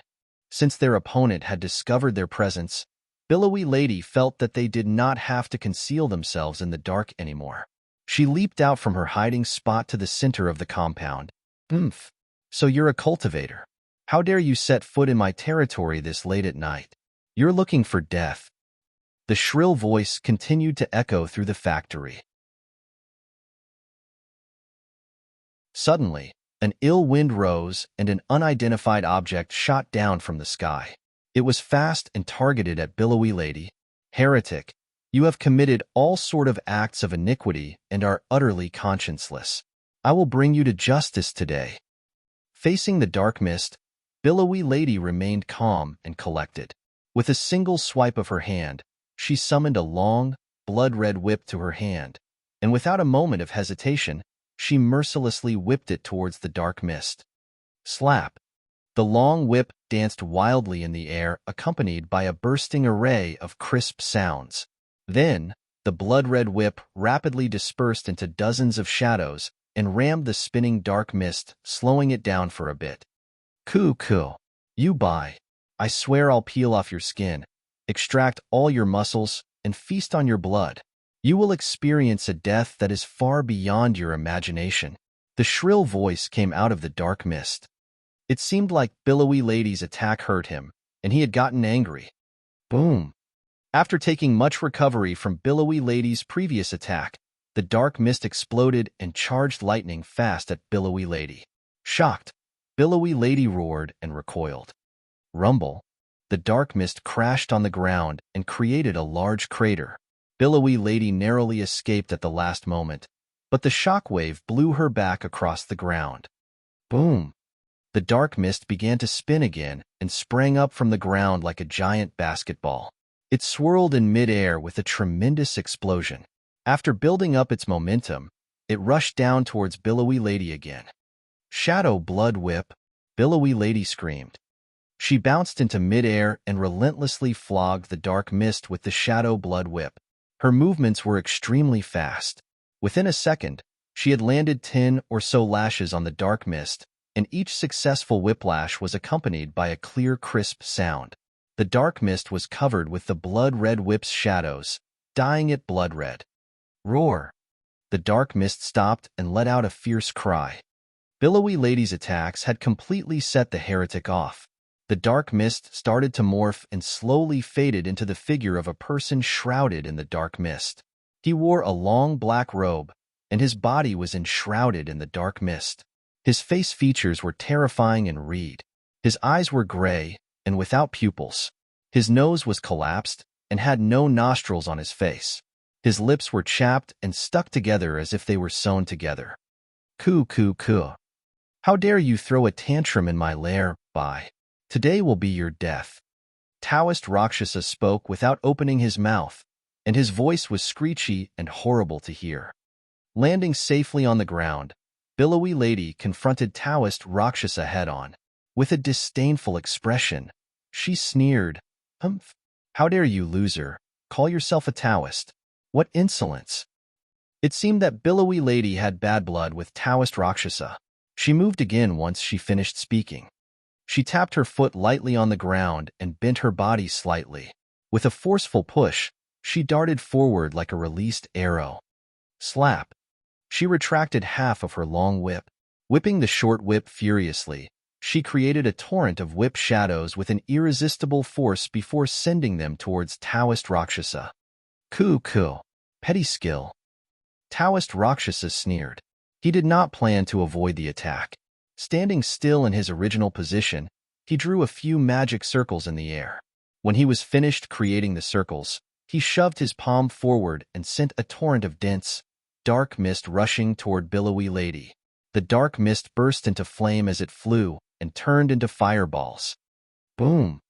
The fireballs were massively powerful and exploded along their path. Billowy Lady skidded to a halt and stopped. She jumped above into the midair with a backflip. She kept away the Shadow Blood Whip and gestured her palms in the air like Taoist Rakshasa did before shoving them at him. Wisps of radiant purple demonic essence shot forward and formed a glacial wall in front of Billowy Lady. The massive fireballs rammed themselves into the glacial wall and fizzled out. Under the merciless bombardment of fireballs, the glacial wall Billowy Lady created shattered. "Coo, coo, coo. So you're a stage 4 demon cultivator? I hate demon cultivators the most. You will die tonight." Taoist Rakshasa yelled in anger before charging at Billowy Lady with a reed expression. The dark mist around his body intensified as if it was burning. Billowy Lady's countenance changed dramatically as she sensed an extremely dangerous aura pressing her. As she retreated, she yelled scornfully, "Green Wolf, are you here to wash show? Hurry up and attack him now. I can't hold him any longer." Billowy Lady yelling for help successfully snapped Qin Feng out of his confusion. Of course, Qin Feng was not there to wah the show. Initially, he wished to subdue Taoist Rakshasa on his own, while Billowy Lady weighed from the sideline. However, as soon as Taoist Rakshasa appeared, Qin Feng was stunned. He was familiar with many powerful martial artists. The Yin Yang elders were scared of him. He'd even killed the Stage 6 Inner Qi Master, Custodian Qing Feng from the Verdant sect. During the last great battle in the Amethyst Dragon Palace, Qin Feng had also witnessed the strength of Uncle Yin, a Stage 8 Inner Qi Master. Hence, he felt his knowledge about the martial world was sufficient. However, had ever he saw a heretic before, he would never have made such a bold statement. He'd never seen a person appear in a dense dark mist and attack with the dark mist. He also never knew the evil energy of a heretic could be shaped into fire, or that the demon essence of a demon cultivator could be shaped into ice. It's so fucking insane. Not even a Stage 6 Inner Qi Master could do all this. Master, actually, there is nothing to be surprised of. Even though the evil energy and demon essence can be shaped into elements such as fire, ice, or lightning, none of it can actually harm you given that Master has the sacred azure battle armor on. So it's almost impossible for the heretic to burn you to death with his fireball spell. And don't forget, Master, that you could use fireballs as well with the Spear of Rat Halos. If Master wants to use other elements such as ice or lightning, all Master has to do is use the Hedonist points to purchase said skills. Little Pig said pridefully. Green Wolf, what are you waiting for? If you don't attack now, we're going to die here. Billowy Lady yelled for help again. Her voice was filled with anxiety. Qin Feng then hastily looked in her direction, and he almost fell to the ground.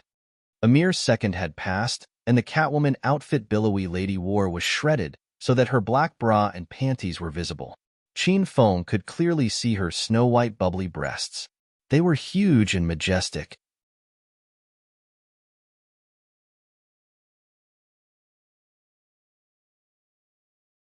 Chapter 430, The Real Identity of Billowy Lady.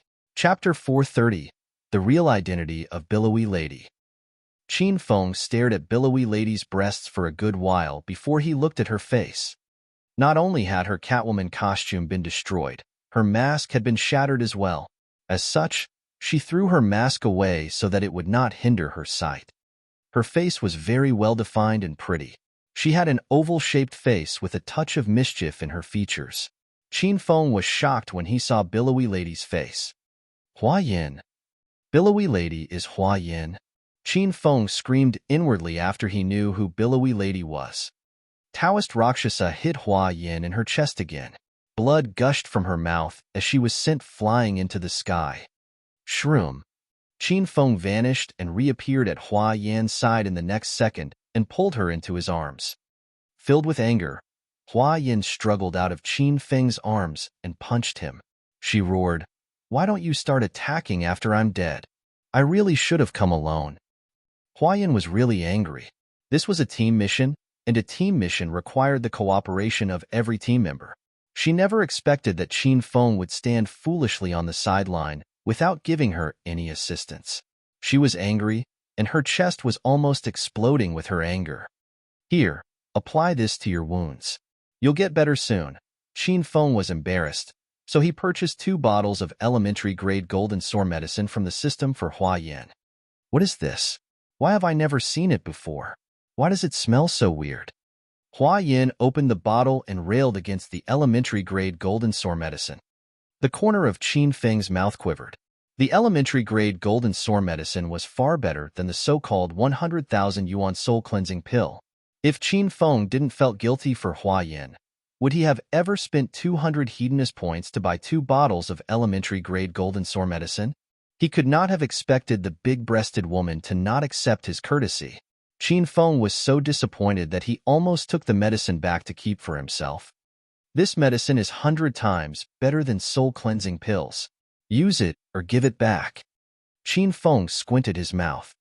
Hua Yin still did not believe him. She rolled her eyes at Qin Feng and countered, "Bluffing is all you can do?" Even though she said that Hua Yin still poured the elementary-grade golden sore medicine on her wounds. After she applied it equally over her wounds, her expression changed. Surges of soothing coolness coursed through her body. She no longer felt pain from her wounds, and her large wounds began to heal fast enough to be perceived by unaided eyes. Hua Yin had a very special identity, and she understood all sort of herbs deeply. She was a master at concocting pills. However, She could not identify what ingredients were used to make the medicine in her hand. The medicinal effect was 100 times better than that of soul-cleansing pills. Cool. One down. Now it's your turn, brat. A chilling sensation ran down Qin Feng's back as he felt he was enshrouded by a deathly aura. Hua Yin sweat with anxiety when she saw Taoist Rakshasa charging towards them. She wanted to move out of his course of attack, but she was too badly injured that she did not have enough energy to avoid the attack. Let's go. Without wasting any more time, Qin Feng picked up Hua Yin and locked her firmly in his arms. He erupted with every bit of his inner qi, became a flash of shadow, and escaped to a vast space 10 or so meters away. Qin Feng held Hua Yin and pressed her huge breasts against his chest. She panted sweetly from lack of air. Qin Feng, on the other hand, enjoyed the soft, jiggly sensation of Hua Yin's breasts against him. Rest here. I'll handle that monster. Qin Feng understood that now was not the right time to flirt with Hua Yin. After placing Hua Yin on the ground, Qin Feng took a single leap and arrived above Taoist Rakshasa. A treasured sword glowed with an orange radiance appeared in his hand, and he equipped the winter iron glove on his right hand. An ill wind continued to roam wildly around the factory and fluttered Qin Feng's fiery red windbreaker, making him look like a huge ball of flames floating in the sky. The sleeping wolf's face on his mask opened its eyes and stared fiercely at Taoist Rakshasa. Then, he waved the true steel sword. 9 Sword of Dugu. It seemed ordinary, but the relentless sword flurries contained power enough to topple a mountain and sever a river. They engulfed Taoist Rakshasa in an instant. Cool. So you're a stage 5 inner chi expert. Anyway, you're going to die tonight. Taoist Rakshasa's expression became reed.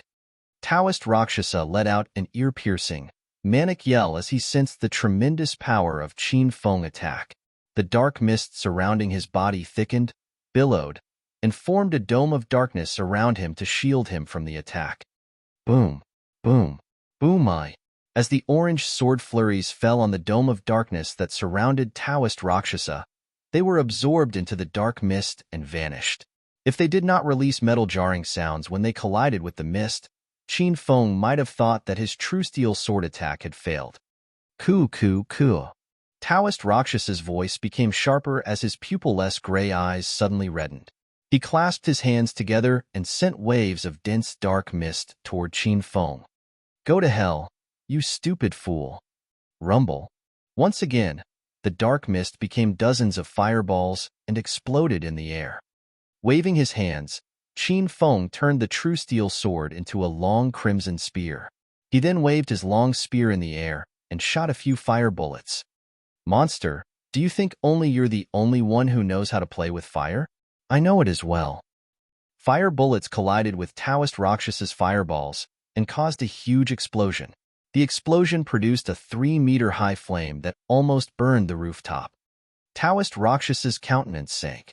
He looked warily at Qin Feng and had forgotten to continue his attack. You're a demon cultivator too? A stage 5 demon cultivator? Taoist Rakshasa surmised that Qin Feng was a stage 5 inner chi martial artist when Qin Feng first attacked him. Although he was only a stage 4 heretic, he had never wavered when facing even a stage 6 inner chi martial artist, let alone a stage 5 inner chi martial artist like Qin Feng. However, he realized that he was wrong when he saw that Qin Feng could also create fireballs. He became worried as his previous assumption was shattered and surmised that Qin Feng was actually a stage 5 demon cultivator. Hua Yin weighed the battle from the sidelines as she recuperated. Likewise, she marveled at Qin Feng's ability to create fireballs with his long spear. There were only a few cultivators in China, and demon cultivators were among the minority. Hua Yin never imagined that her team member would be a demon cultivator, let alone a stage 5 demon cultivator. Tisk, I'll be a ghost cultivator so long as I can kill you. Why do you have so many things to say? Qin Feng did not understand what a demon cultivator was yet. To him, a demon cultivator was literally a follower of the occult. He was displeased that Taoist Rakshasa regarded him as the follower of the occult. Holding the spear of rat halos, He thrust it into the air towards Taoist Rakshasa. Die! Qin Feng injected inner qi into the long crimson spear, causing the spear to glow red at a greater intensity so that it appeared like a fire hook fresh out of the fire as it rushed toward Taoist Rakshasa's head. Demon Cultivator. You really are a demon cultivator. The realization flustered Taoist Rakshasa. The pressure Qin Feng exerted on him was far more domineering than that of Hua Yin. Realized that he was no ma for Qin Feng and hastily planned to retreat. "Want to run? Do you think you can escape from me?" Qin Feng's expression turned icy. He unequipped the sacred azure battle armor. Without the extra 250 kilograms weight, he became as light as a feather. With a light hop on his foot, he darted forward as fast as lightning and stabbed Taoist Rakshasa through the heart with his long spear, so the tip of the spear shot out of his back. Pfft. Qin Feng withdrew the long spear, drawing a perfect arc of blood mist through the air. Qin Feng remained in his stance as the wind blew his long hair around. Pointing the long spear into the sky, he took a cool pose. Qin Feng suddenly remembered the back thrust Tang Bo who executed when he defeated the evil scholar in the movie Flirting Scholar. He felt his move was very similar to the back thrust. Not only had he defeated his enemy, he even finished him up with an elegant move. Qin Feng believed that this was his true self. "Green Wolf, what are you doing? Are you waiting for me to take a photo of you? Look behind you." Qin Feng was in the middle of his good vibe when Hua Yin yelled at him. Looking at the fussy Hua Yin, Qin Feng smiled lightly. He'd stabbed Taoist Rakshasa through his heart and believed that was long dead. As soon as Qin Feng turned around, he was shocked, and he opened his eyes so big that they almost fell out from their sockets. Qin Feng saw Taoist Rakshasa charging at him with a ferocious expression. There was a huge hole in his chest dripping black, gooey blood. The dark mist around his body intensified and surged into the hole, healing it fast enough to be perceived by naked eyes. "What the fuck? Are you a monster? How can you still be alive after getting your heart's been pierced? I'm not going to play with you anymore." "Coo. You damn fool. You've completely enraged me. I want you to experience a death that is far beyond your imagination. I want to suck out every drop of your yang energy. After you die, I'll absorb all your dead essence, and after I've turned you into my dead walker, I'll make you blow me every single night." Coo. Taoist Rakshasa laughed maniacally, sending a chill down Qin Feng's spine. It was out of his imagination that this monster had such a wicked hobby. Blow him when I become a corpse? Is he not afraid of getting poisoned? You freak. Look to that big-breasted sister if you want someone to blow you. Don't come and disgust me. Qin Feng glowered while he ran. Even though he'd stabbed Taoist Rakshasa, Qin Feng felt Taoist Rakshasa power had increased. Their surroundings were filled with the deathly aura released by Taoist Rakshasa, scaring Qin Feng. Hua Yin had forgotten to heal herself when she heard Qin Feng's remark. Her mouth quivered, and she almost stormed forward to slap him. Rumble. Taoist Rakshasa exploded. The dark mist that used to shroud his body burst and filled the factory. Coo. Death breath. Brat, drop dead now. This is bad. That monster released all the dead essence he has accumulated over the years. This is a double-edged move. It could recoil back to him. We're not his opponents. Green Wolf, let's retreat now.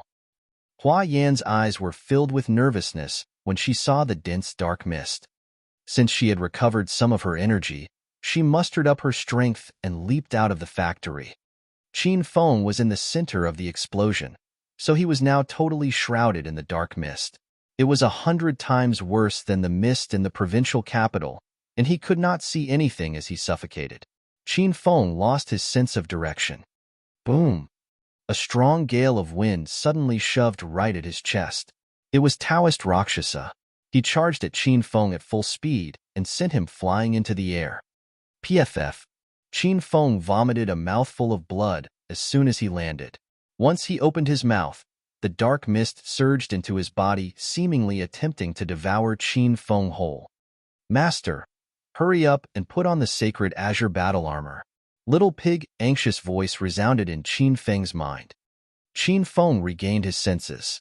He had unequipped the sacred azure battle armor when he attacked Taoist Rakshasa earlier, but had never re-equipped it.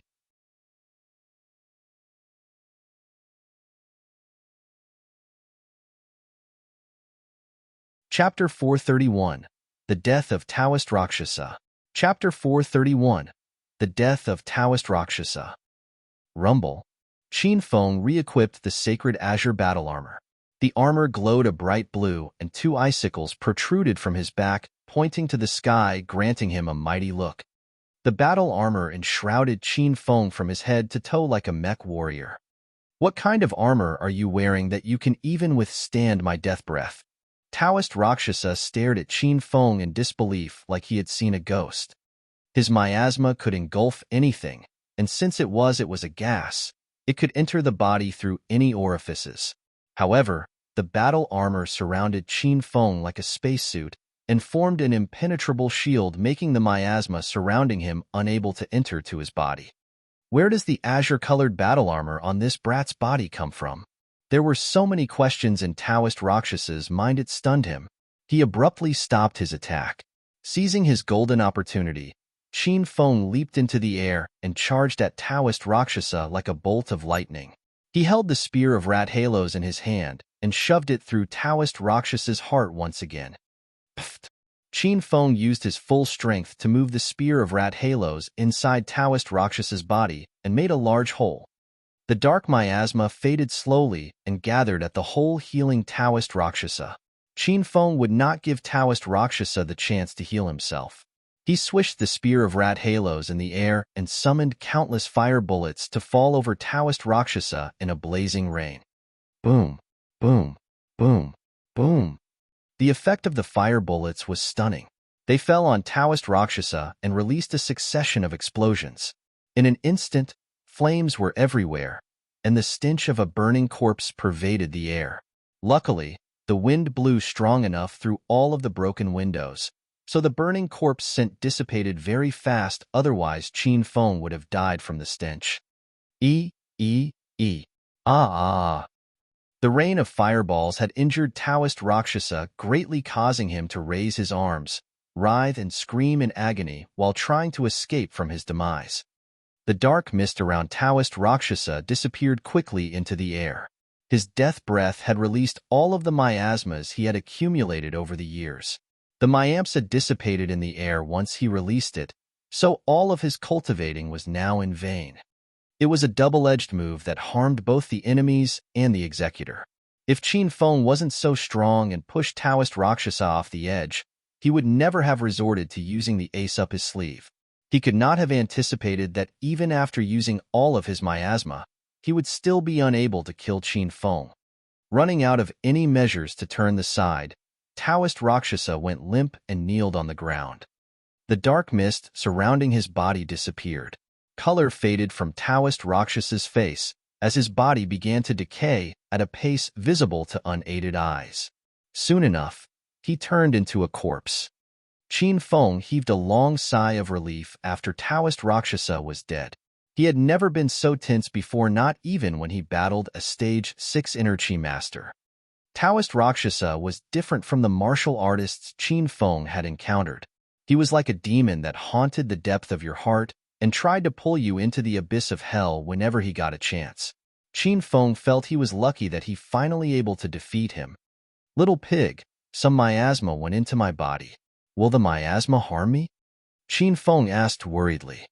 Before he equipped the sacred azure battle armor, some of the miasma seized the chance to slip into his body. The corner of Qin Feng's mouth quivered vigorously when he thought about the fact that miasma was essence absorbed from the dead. For now, Master's inner chi is still quite stable. However, if it remains in Master's body for long, it will erode Master's body eventually. Master should think of a way to expel the miasma out from your body quickly. Hua Yin returned with a stunned expression on her face. She glared violently at Qin Feng and asked, "Green Wolf, where did you get the battle armor from? You're not dead yet?" The sacred azure battle armor covered his face, So Qin Feng was not afraid of being recognized by Hua Yin. Angered by her previous actions, Qin Feng stared fiercely at Hua Yin and yelled, "You have giant boobs, but you don't have a sense of brotherhood. How can you leave me alone in such a dangerous situation?" Hua Yin warned Qin Feng before she escaped, but he was right that she did abandon him. As such, she was kind of embarrassed. However, Qin Feng's remarks still enraged Hua Yin. She glared at Qin Feng and screamed, "What an insolent fiend! How can you keep on looking at my body? Pooey, pooey, pooey, at my breasts, you fucking pervert. Your boobs were so large that they covered your face. Where should I have put my eyes, then?" Qin Feng countered. Hua Yan's expression darkened. She sneakily bent over to look at her gargantuan breasts and realized that her breasts really blocked her view of her feet. Accepting the fact that she could not possibly win against Green Wolf in a verbal exchange, Hua Yin turned her face away from Green Wolf as she was too lazy to fight with him. Suddenly, she saw something lying on the ground, and she was shocked. Is that Taoist Rakshasa? You killed him?" After she escaped from the factory, she noticed that Green Wolf had failed to escape the dense miasma released by Taoist Rakshasa. Without giving it a second thought, she clenched her teeth and returned to save Green Wolf. Qin Feng did not understand the destructive power of Taoist Rakshasa's death breath, but Hua Yin knew.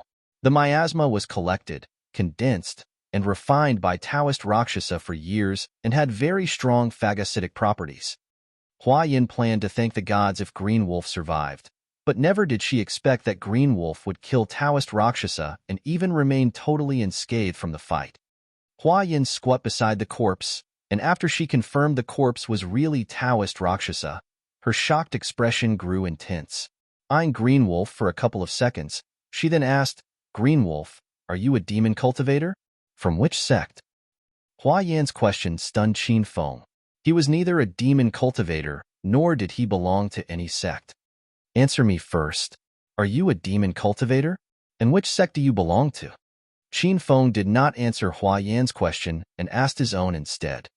Hua Yan pondered for a while before saying, "I'm a stage 4 demon cultivator and the leader of the mysterious moon." Qin Feng's mouth quirked incessantly. "Leader of the mysterious moon? How many disciples do you have in your sect? Wow, you're amazing." Although Qin Feng looked calm on the surface, he was worried. There were too many misunderstandings and old scores between him and Hua Yan. Based on how he always took advantage of her and uprooted many of her hard-grown spiritual plants, Qin Feng believed that Hua Yin would never let him off the hook. He had gotten even more vexed after knowing Hua Yin was a leader of a sect. He worried that Hua Yin might gather up her disciples one day to attack him. Not that many people," Hua Yin stammered as a pink blush washed over her face. Qin Feng was not satisfied with her answer. He persisted, "Not many is how many to be exact." Staring at Qin Feng, Hua Yin harumphed. "The mysterious moon was established 1 month ago, and I'm the only member. Are you satisfied now?" "Haha, so you're actually so free that you set up a sect to play with yourself? You scared me so much." Qin Feng guffawed uproariously, causing Hua Yin to get even angrier. She glared at Qin Feng and continued, "Who the hell said I've nothing to do, so I established a sect to pass the time? Since you're a demon cultivator, I suppose that you know about the selective trial for sainthood that will be held half a year from now. People who wish to enter the trial must be from a regular sect. I established the mysterious moon is because I'm participating in the trial." "Leftover ladies of the evil cult?" Qin Feng asked. Then, he turned to Hua Yin and queried excitedly, "Is it a blind date for those old female demon cultivators who have not married yet?" Phew. Hua Yin inhaled a deep breath. Her humongous breasts drew closer to Qin Feng's face as her chest heaved.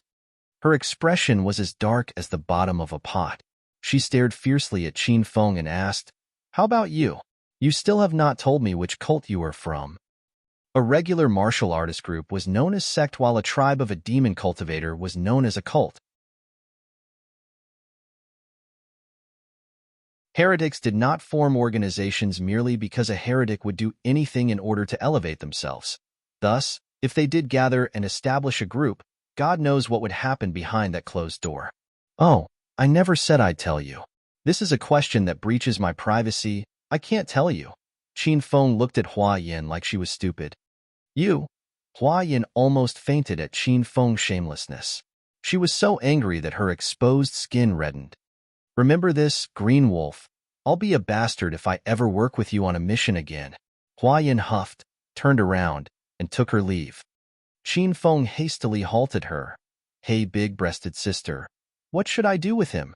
Do you still want to report the mission? The hell, I'm carrying that heretic's corpse on my back to report the mission. I'm leaving the rest to you.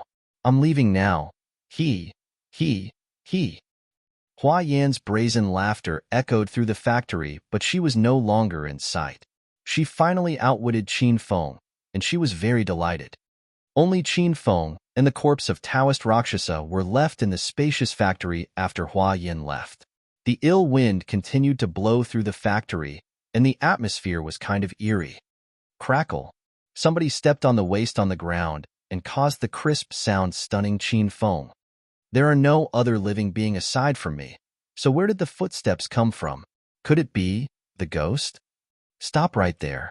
Place your hands on your head and squat down. If you dare to move an inch, I'll shoot you.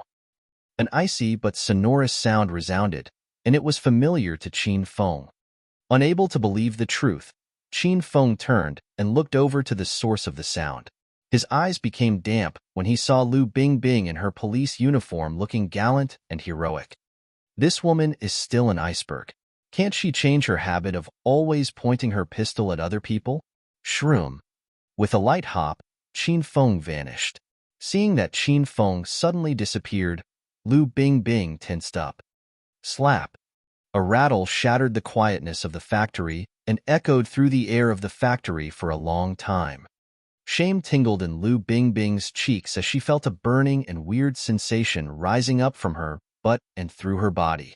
You bastard! I'm going to kill you! Lu Bingbing had not seen the attack clearly, and Qin Feng went missing again. As a conservative and cold queen, how could she tolerate being slapped on the butt by a stranger?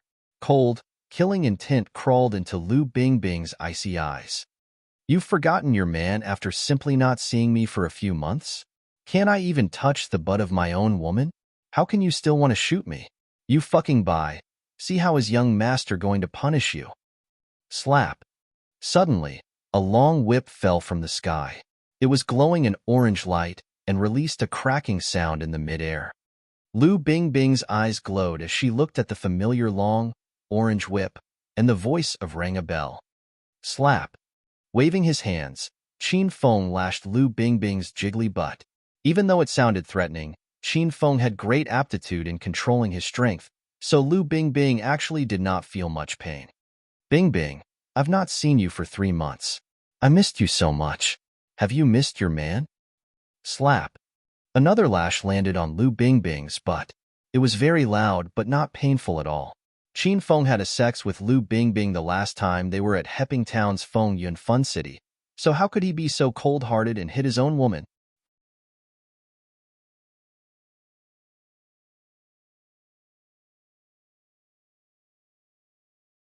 Chapter 432, The Soft-Hearted Queen. Chapter 432, The Soft-Hearted Queen. The sounds of the whip hitting Lu Bingbing echoed through the factory one after another. Lu Bingbing remained frozen in place, allowing the spirit snake whip lash her jiggly butt. Her beautiful eyes darted around as she struggled to see who had slapped her, but to no avail. Qin Feng was too fast, so no matter how hard she tried, she saw nothing but Qin Feng's shadow. Who are you? Lu Bingbing finally found her voice and asked, but her voice trembled. Her towering breasts jumped whenever she moved. It was very enticing. Shroom. Suddenly, a strong gale surged behind Lu Bingbing, and in an instant, someone hugged her tightly from behind. The man was very strong, and his grip made it hard to breathe. Then, a familiar, wicked laugh drifted into her ear. Bingbing, I've told you that I'm your man. Unless you've been seeing other men? Plop. Though she was a cold and dominating queen, she shed a crystal-clear tear slid down. Lu Bingbing recognized the man behind her as the man who occupied a very special spot in her heart. He had dominated Lu Bingbing, and although she had not consented to it, she still regarded Qin Feng as her potential partner. She was a cold and defiant woman at heart and had not fallen in love with Qin Feng yet. However, since they slept together, she believed that they would have a future together. 3 months ago, Lu Bingbing, when realized that Qin Feng had disappeared, she'd conducted a frantic blanket search and investigated every moment leading up to and after his disappearance. After finishing the intimate investigation, Lu Bingbing found out the truth behind Qin Feng's disappearance. A few large familial clans had allied together to bash the Qin family. Since most of the familial clans were based in the provincial capital, she submitted a fielding application to have her superior dispatch her to the subbureau in the provincial capital. She did not love Qin Feng. In fact, she resented him because of their encounter. However, she still felt strongly that Qin Feng was her man, and if her man was framed, she had to do all she could to avenge him regardless of the cost. She was the only one who could look down upon him. No one else had the power or qualifications to do so. Bingbing, what happened? Sensing that Lu Bingbing was trembling, Qin Feng turned her around and hugged her tightly. Before he turned her around, Lu Bingbing wiped the tears from her cheeks and replaced her soft and fragile expression with her usual cold and domineering expression. She pushed him away and glowered at him. Qin Feng, who gave you permission to hug me? Behave yourself or else I'll shoot you. It went against her pride to show Qin Feng her weakness for him, and as such a queen, it would be the last thing she would ever do. Rather unaffected by Lu Bingbing's threats, Qin Feng looked at her with adulation and realized that her figure had improved. When he thought about having sex with her at Feng Yun Fun City, his eyes flickered with excitement as he stared lecherously at Lu Bingbing's breasts.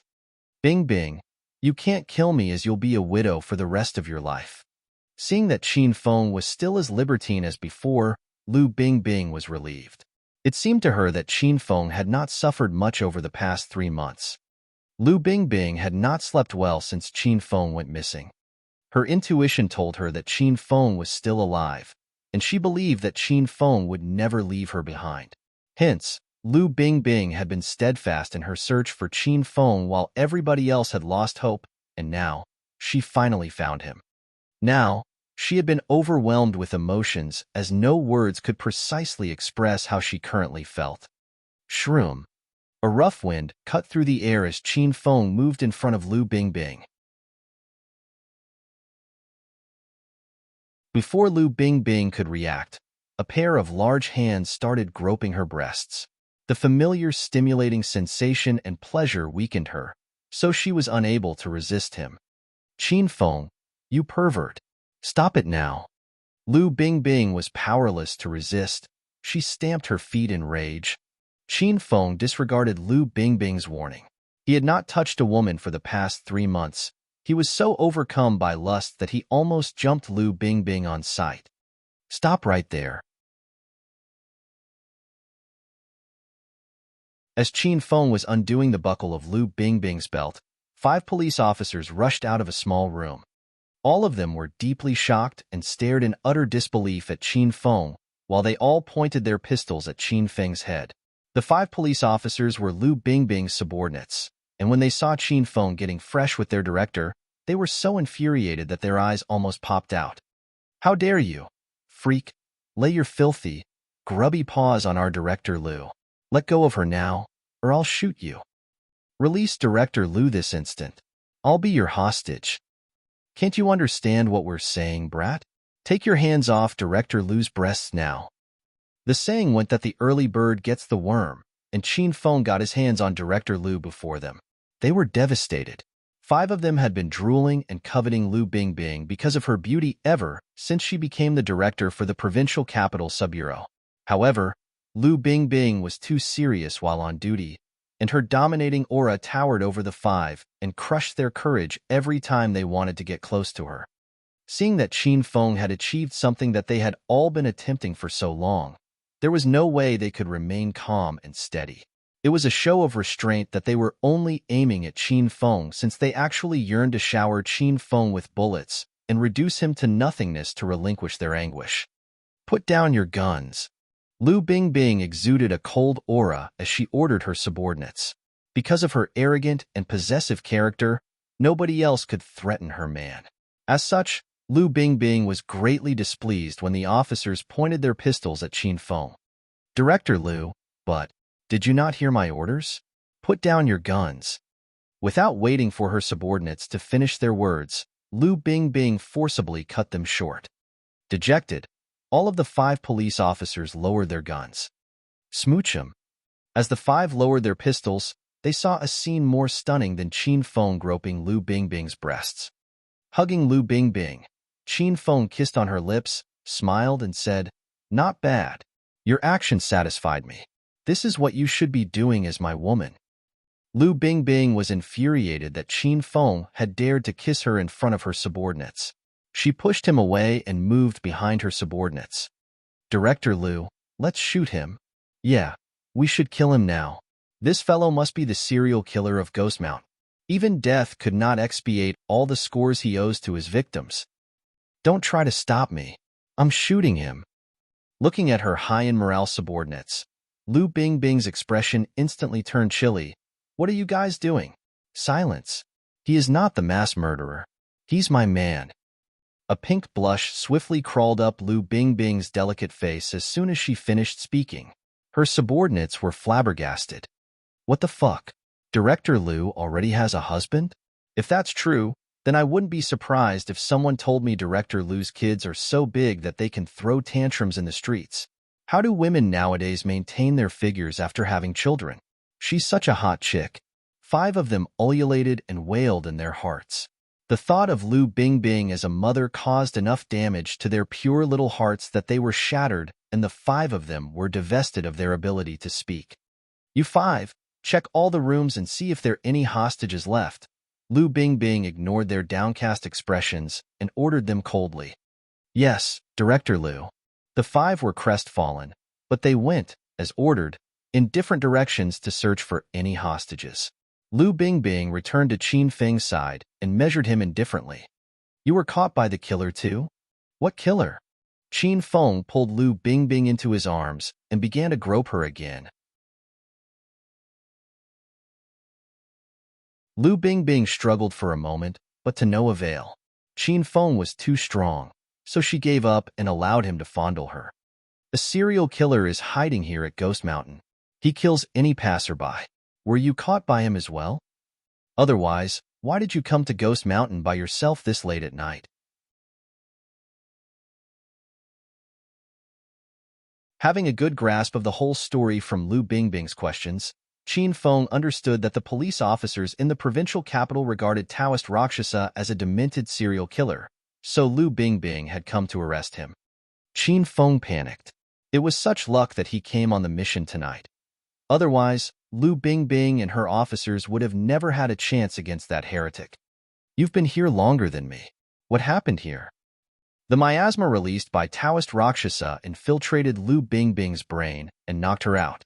After that, Qin Feng subdued Taoist Rakshasa, so the miasma dissipated. As such, Lu Bingbing and her 5 subordinates awakened. I came here today with my subordinates to ambush and arrest that serial killer. However, as soon as we entered the factory, we were surrounded by a ball of dark mist, and then all of us fell unconscious. We also have no idea what happened. And when I woke up, I saw you. Lu Bingbing's face blushed after she finished speaking. She felt that she had fallen into her own fantasy world. The person who she looked for everywhere regardless of hardship had suddenly appeared in front of her when she woke up. Qin Feng understood after listening to Lu Bingbing's explanation.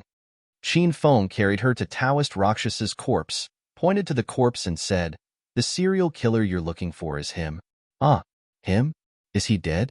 Lu Bingbing was startled when he saw Taoist Rakshasa's dried and decomposed body.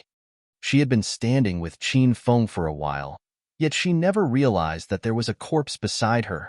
Qin Feng pat her head, comforting her. Don't be afraid. This guy is dead. He can't hurt you now.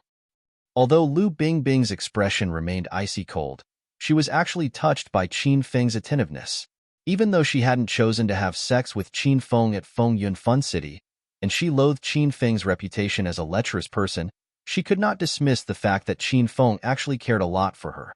Qin Feng's devotion had grown since she became his woman. You killed him? You did not fall into his trap? Lu Bingbing knew that he was not an ordinary serial killer.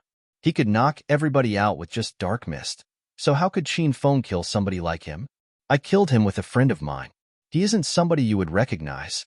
He's pretty much crooked and is well-versed in all kinds of strange, creepy stuff. He's not someone an ordinary person could handle. Qin Feng did not keep it a secret from Lu Bingbing and blurted it all out. I'll bring the corpse back to the bureau to file a report, said Lu Bingbing as her objective was to venture to Ghost Mountain was to see this serial killer. Qin Feng wrapped his arms around Lu Bingbing's waist tightly impeding her effort to call for her men. He stuck his nose into her neck and took a deep breath of her scent. Leave him to me. I need his corpse. A searing warm puff of air graced Lu Bingbing's ear causing her ear to redden. She fell powerlessly into Qin Feng's arms as he fondled her.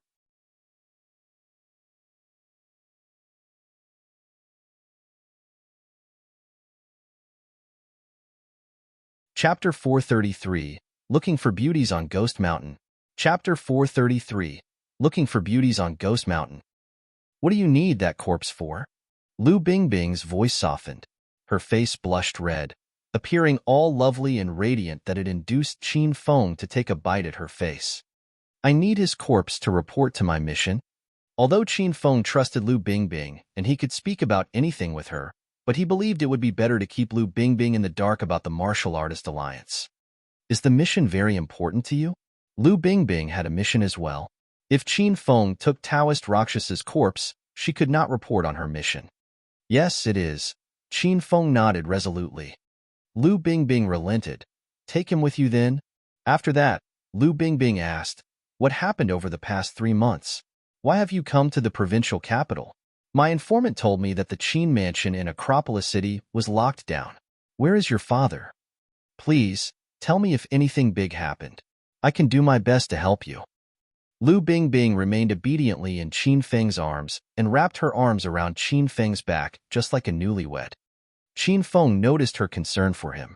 He couldn't help but locked her in his arms even more tightly, nearly suffocating Lu Bingbing. Don't worry, Bingbing. I'll settle it myself. What you need to do is take care of yourself. Let's exchange numbers so you can call me whenever. They exchanged numbers and stored them in case they wanted to contact each other. Qin Feng, who had been alone in the provincial capital for the past 3 months, was beginning to feel more comfortable after getting one of his women back to his side. Qin Feng fondled Lu Bingbing for quite some time before her subordinates returned. All of them carried 1 or 2 victims in their arms, be they elderly people or children, men or women. Some of them, unfortunately, were dead while some of them were still breathing roughly. Lu Bingbing immediately pushed away her illicit thoughts after she saw the victims. Her expression turned chilly as she walked toward her subordinates and the group of victims. Report to me what you've seen. Director Lu, we found them in a room inside the factory. They should be the victims abducted by the serial killer. We found a total of 23 people. 18 are confirmed dead, and 5 are still alive. Should we ask for assistance from the Bureau? After they had found so many victims within the factory, each and every of the police officer wore a stern expression. Lu Bingbing took the bull by the horns and made contact with the Bureau to get reinforcement from the Bureau. Hurry up and carry the victim outside, Lu Bingbing ordered. He's such a monstrous human being for murdering so many people without any remorse. Director Lu, there is no sign of the killer inside the factory.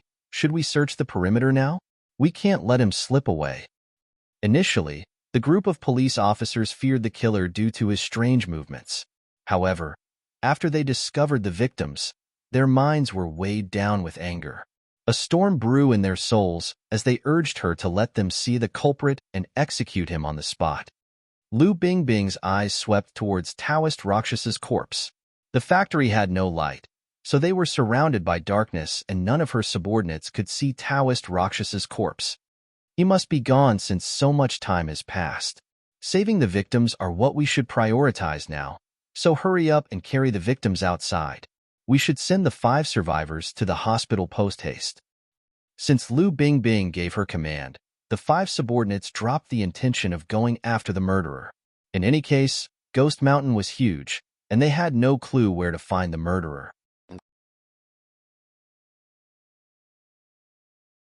After making up their minds, the 5 subordinates hastily returned to the room inside the factory and carried the victims outside. At the same time, Lu Bingbing pulled Qin Feng towards Taoist Rakshasa's corpse. Qin Feng, take him away now. Lu Bingbing's usual cold demeanor returned, and her tone was bereft of any emotions. Qin Feng understood that the situation now was different. If Lu Bingbing's subordinates found out about Taoist Rakshasa, then Lu Bingbing could not allow Qin Feng to take Taoist Rakshasa. Take care of yourself, then. Give me a phone call if you miss me. Qin Feng suddenly pulled Lu Bingbing into his arms and kissed her. He even stuck his tongue into her mouth and fondled her for a good while before letting her go. Lu Bingbing leaned her body against a pillar and weighed Qin Feng as he vanished into the murky night. Under Qin Feng's lecherous frenzy and her sense of being offended, she realized that she had gotten wet and felt like a chewed rag. Ding! Congratulations, host Qin Feng. For accomplishing the mission, train Lu Bingbing to be as gentle as a lamb and completely obedient to host Qin Feng. The system awards host Qin Feng 3,000 hedonist points. The system notification beeped in Qin Feng's mind as soon as he exited the factory. Qin Feng carried Taoist Rakshasa as though he was carrying a chicken and zigzagged across the mountain like a phantom dashing in the dark. Soon enough, he arrived at the entrance of Ghost Mountain. Qin Feng did not plan to hail a cab in this region as no cab driver had the guts to come near Ghost Mountain. Without many options left, Qin Feng pulled out his cell phone and called Lu Jie. What's up, big brother? Are you not in bed yet? Lu Jie picked up the phone very fast. It seemed that he had been playing with his cell phone. The night is still too young to sleep. Where are you now? Hurry up, get in your dad's Buick, and meet me here. We're going to have a fun night. Qin Feng felt he should not tell Lu Jie the truth because if he told Lu Jie that he was asking Lu Jie to drive and help him carry a corpse, he believed that Lu Jie would hang up instantly and he would never able to reach him again. As such, Qin Feng started to make up a story. Wow, your nightlife sure is fantastic, big brother. Where are you now? Are there a lot of beauties? What are you guys playing? My dad has fallen asleep. I can get the car now to Fei you. Lu Jie yelled excitedly. He fell for it. Qin Feng laughed. I'm on Ghost Mountain. Come here quick. Holy shit. Ghost Mountain? What are you doing on Ghost Mountain this late at night? That mountain is haunted and many people have died there. Lu Jie was shocked. Bullshit. Were you here before? Here is so windy. The skyline of the mountainous region is superb, and I believe this place is a potential 5A scenic spot. I have plenty of beauties beside me.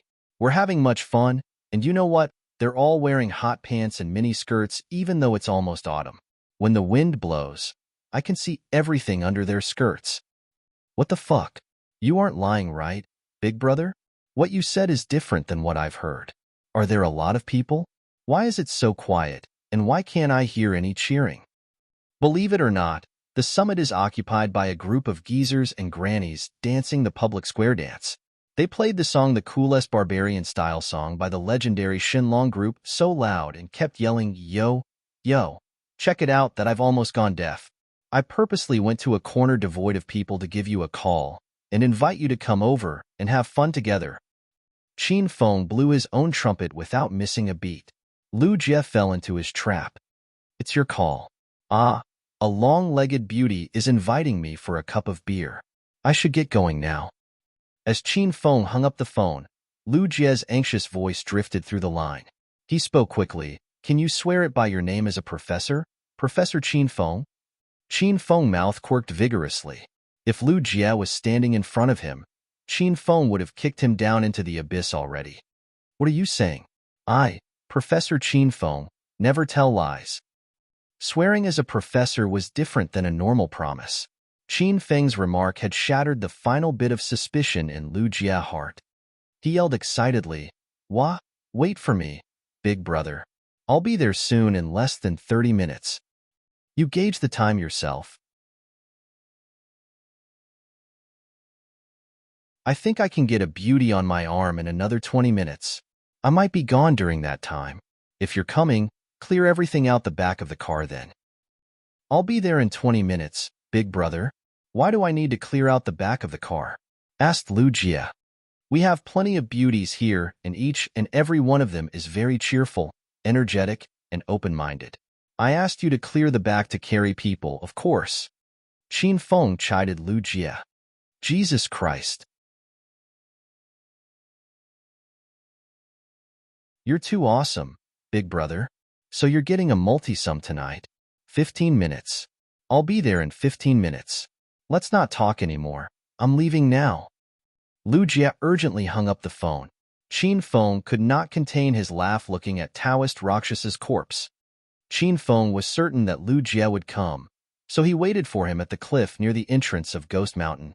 By then, Lu Bingbing's reinforcement arrived. The sight of 5 police cars trailed by 3 vans and 2 ambulances stormed up the mountain was spectacular. Finally, they arrived outside the factory at the summit. After they stopped for a while, the motorcade rushed down the mountain in mighty contingents. The police cars led the group of cars with sirens blaring and scorched down the road towards the provincial capital. Not long after Lu Bingbing's troops went away, headlights burned their way down the road. Needless to say, it was Lu Jie's car. Otherwise, what idiot would come to Ghost Mountain this late at night? Lu Jie pulled over at the entrance of Ghost Mountain. Qin Feng then carried Taoist Rakshasa's corpse and came forward. Hey, big brother, was I fast enough? Where are the beauties? Didn't you say that there were many beauties in hot pants and mini skirts here? Lu Jie blabbered happily when he saw Qin Feng. However, his happiness was short-lived as he felt something was wrong. He asked, Big brother, why is it so bleak and desolate? It's very eerie too. It was dark, not even a ghost could be seen, let alone a human being. What the hell are you carrying, big brother? Could it be that you knocked this beauty out and planned to violate her? Lu Jie's attention was diverted by the ambiguous thing on Qin Feng's hand. Taoist Rakshasa was veiled by a dark robe, so Lu Jie could not see clearly what it was. Why is this beauty wearing such a large and hoary robe? She freaks me out. Come, big brother. Let me help you carry her. Lu Jie happily took Taoist Rakshasa from Qin Feng's arms and ran toward his car hurriedly. Lu Jie planned to check the features of Taoist Rakshasa with the help of the car's headlights. She must be a pretty, or else big brother would never hook up with her. He thought inwardly. What the fuck is this? Ah, big brother. This is a man. Are you sure you caught the right person? Lu Jie was frightened by Taoist Rakshasa's reed features. He fell to the ground and almost vomited. Slap. Qin Feng slapped his head when he arrived behind Lu Jie. He chided, Beauty, beauty. What kind of yellow story are you playing in your mind? What a shame that you have a crush on Xiao Shi. No wonder she doesn't like you. Qin Feng threw Taoist Rakshasa into the back after he criticized Lu Jie. When he saw that Lu Jie had deliberately cleared everything out of the back and wiped off all the dust, the corner of his mouth quirked again. Big brother, why do I feel like I've been cheated by you?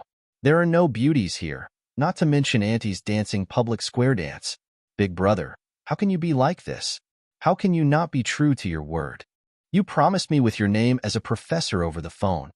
Lu Jie finally understood he was cheated by Qin Feng. He held a heavy-hearted expression as if his pure little heart was shattered.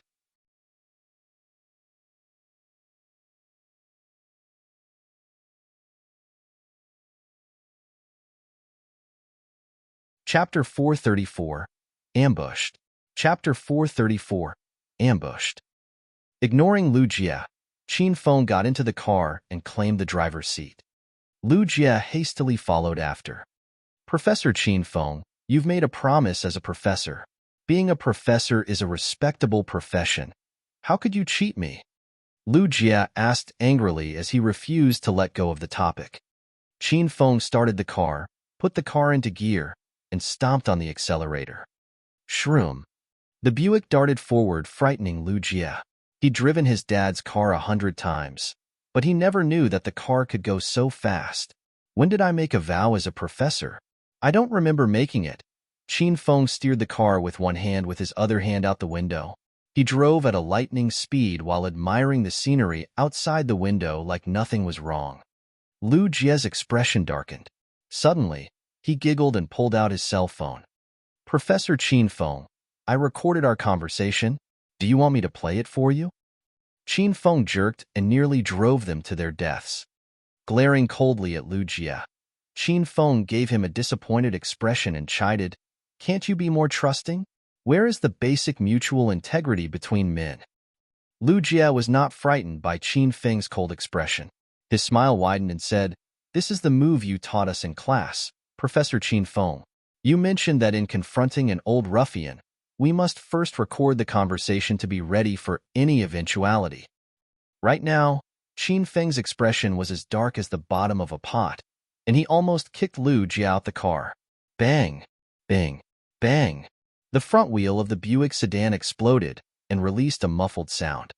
They were driving 192 kilometers per hour, so the explosion threw them off the road and caused the car to lurch to the sides.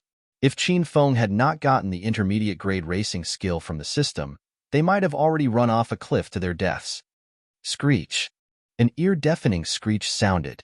The black Buick sedan blended into the darkness of the night and drifted along the mountain's track at full speed like an apparition. It was a thrilling scene, and the sight could make people break out into a sweat. Utilizing both of his arms and feet, Qin Feng quickly and sharply got the car back under his control. Bang! Bang! Bang! As the car came to a stop, they heard a few gunshots from behind. The car's 4 windows shattered as 3 bullets zipped past beside their ears and went through the windshield. Fuck. This is my dad's car. How am I supposed to explain this to my dad? Lu Jie's eyes went bloodshot as rage began to consume him whole. He kicked the door open and jumped from the car. He yelled, "Who the fuck shot out my car windows? Show yourself now and beg for mercy." As a descendant of one of the provincial capital's 5 small familial clans, Lu Jie was born with a righteous indignation and a bit of self-importance. He refrained from fighting Gao Tianyao when he was humiliated in class because he was afraid of Gao Tianyao's family. However, a group of men in black ambushed them and began shooting indiscriminately at his dad's car unprovoked. How could Lu Jie swallow the insult? He vowed to kill them. Bang! Bang! Bang! As Lu Jie alighted from the car, the opponents intensified their shooting. The naturally tranquil Ghost Mountain was filled with a barrage of gunshots. Lu Jie was a Stage 4 inner chi expert, and no one could belittle his ability. He hunched like an enraged leopard, zigzagging across the gloomy night from tree to tree, bush to bush, and through the falling leaves. He left dozens of impressions behind as he approached the source of the shooting. 503020. 50 meters, 30 meters, 20 meters. Bang, bang, bang, bang. As Lu Jie moved closer to the shooters, the gunshots intensified. The bullets zipped past Lu Jie without hitting him since he'd gotten out of the car. His gaze swept quickly across the group, and he counted 10 or so people. They were all scattered and taking cover behind the cliff. It was clear to him that this was a professional assassin group. What the fuck? I've never offended anybody. Could it be that they are Big Brother's enemies? I shall show you all no mercy then. Although Lu Jie had only been following Qin Feng for 3 days, he was very attached to him. He was filled with gratitude when Qin Feng stopped Gao Tianyao from insulting Lu Jie and repaid him with a slap. Shroom. Lu Jie gathered a strong force beneath his feet and launched himself at an alarming speed. In a blink of an eye, he arrived in front of a man in black. Forming a fist, Lu Jie struck the man in the back of the neck and knocked him out. Is it fun hiding here playing with your gun? Bang! Lu Jie was agile. He moved again and arrived beside another man in black. Same as the previous man, Lu Jie chopped the back of the man's neck and knocked him out. Although Lu Jie was fat and always clumsy, when he got serious, he could be a fearsome opponent. His fighting experience was first-rate, and he was even more experienced than Qin Feng. His attack style was fatal, smooth and clean without any flowery moves. Are you blind, you dumbass? I'm right in front of you, and there are no people in the car, yet you continue to shoot indiscriminately at my car. How am I going to explain this to my dad?" Looking at the destroyed Buick sedan, Lu Jie's eyes reddened. He gathered all his strength, channeled it into his palm, and sent the man in black flying through the air in a perfect arc and plummeting into the bottomless pit. Lu Jie was having a fun time fighting the group while Qin Feng's expression turned chilly as he faced the two men in front of him. He had also alighted from the car. Now, he was staring warily at two men standing in front of him. One of them was tall, white, and had blue eyes. He resembled a white American. He wore a tuxedo. His brooding eyes, his nose, his ears, his lips, all of his facial features seemed flawlessly sculpted and placed by gods in their desired locations to form the perfect face. He exuded a slightly melancholic aura, and by standing quietly, he gave the impression of being a prince descended from the aristocracy. The other man wore black clothing from head to toe. His face was also covered, so the only thing Qin Feng could see was his sharp eyes. Qin Feng caught the scent of medicinal herbs in the air. Since he was so close to the duo, he assumed that medicinal herbs had been spread over the black clothing. "Who are you?" Qin Feng did not move first. When he saw the duo, he was kind of worried because these two people had certainly come to claim his life. As such, that meant that Qin Feng's identity and whereabouts had already been exposed to his enemies. The white man did not know Chinese, so he remained silent. The man covered in black clothing took the initiative and answered Qin Feng's question with a cold voice. "Who are we?" "Huh. We came to kill you." On behalf of him. "Do you know who I am? What reason have you two come to kill me?" Qin Feng asked while exchanging glances with the man covered in black clothing. The sound of metal clashing seemed to be emitted by the air as the atmosphere tensed up. "You're Qin Feng." The man covered in black clothing grit his teeth in vexation as he answered. Qin Feng noticed the dense murderous intent in his opponent's chilly gaze. "Who are you two, then? You said you're here to kill me, but you don't have the guts to reveal your face? Could it be that you're afraid of blowing your own disguises if you fail to kill me?" Qin Feng laughed lightly. Qin Feng could not see the man covered in black clothing's expression as his face was veiled behind the black clothing. However, judging from his towering murderous intent, Qin Feng knew that he had pissed off him. "Haha, you think too highly of yourself, Qin Feng. I can kill you without using my full strength." The man covered in black clothing glowered, and he suddenly disappeared from Qin Feng's sight. In the next second, Qin Feng felt a dense, cold, deadly aura behind him. Without a second thought, he quickly circulated his inner qi and evaded to one side. Bang! Qin Feng was too slow. The palm strike that had been intended to fall on the back of his head fell on his shoulder instead. The palm strike had 300 kilograms of force behind it, and if Qin Feng hadn't equipped the sacred azure battle armor in time, his arm would have been destroyed. What the hell is that? Where did that battle armor come from? The man covered in black clothing was petrified, and his eyes were filled with astonishment. Suddenly, the white American, who remained in his original position, yelled, "This isn't good. This guy is a mutant as well."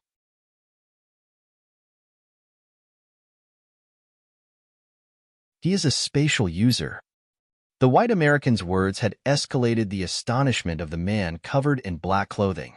He zoned out for a brief second before looking at Qin Feng again. This time, his eyes were filled with a zealous, murderous intent.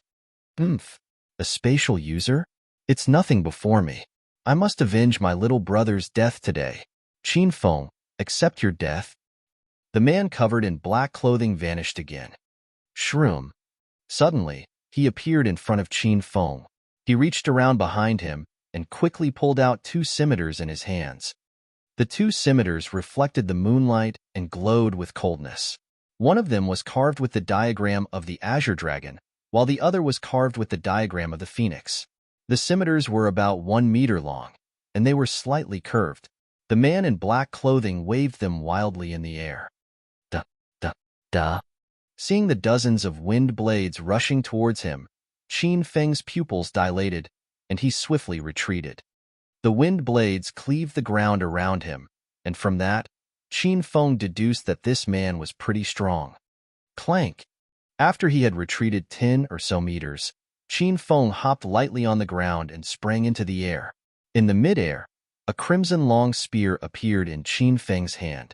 He gyrated the spear in front of him and intercepted the wind blades with a loud clashing sound. Oomph! It doesn't matter how many treasures you have in your spatial storage. You're doomed today. Seeing that a long spear suddenly appeared in Qin Feng's hand, the man in black clothing thought this was Qin Feng's ability as well. His expression sank, and he threw one of the scimitars at Qin Feng. Bang! Qin Feng leaped, and the scimitar buried itself into a part of the mountain near the road, shattering a pile of big rocks. Disregarding his other scimitar, the man covered in black clothing held the scimitar with azure dragon diagram with both hands and swung directly at Qin Feng's head. Clang! The true steel sword flicked up between them with the essence of a vast infantry and cavalry. So the rumors are true. You indeed have many treasures on you. I want this orange-grade spiritual sword. The face of the man covered in black clothing was burned with greed and jealousy. He flexed his hand and swung the scimitar down to clash against Qin Feng's true steel sword. Clank! The man covered in black clothing used 300 kilograms of force to knock the true steel sword from Qin Feng's hand. His eyes glowed, and he quickly went after the true steel sword. Want my sword? Have a taste of my fist first. As the true steel sword was within his reach, the man covered in black clothing sensed a strong gale brewing behind him. He turned around and realized that Qin Feng had chased after him. Qin Feng wore a glove that glowed with an orange radiance. He gestured swiftly and created a strong gale shaped like a fist in the air.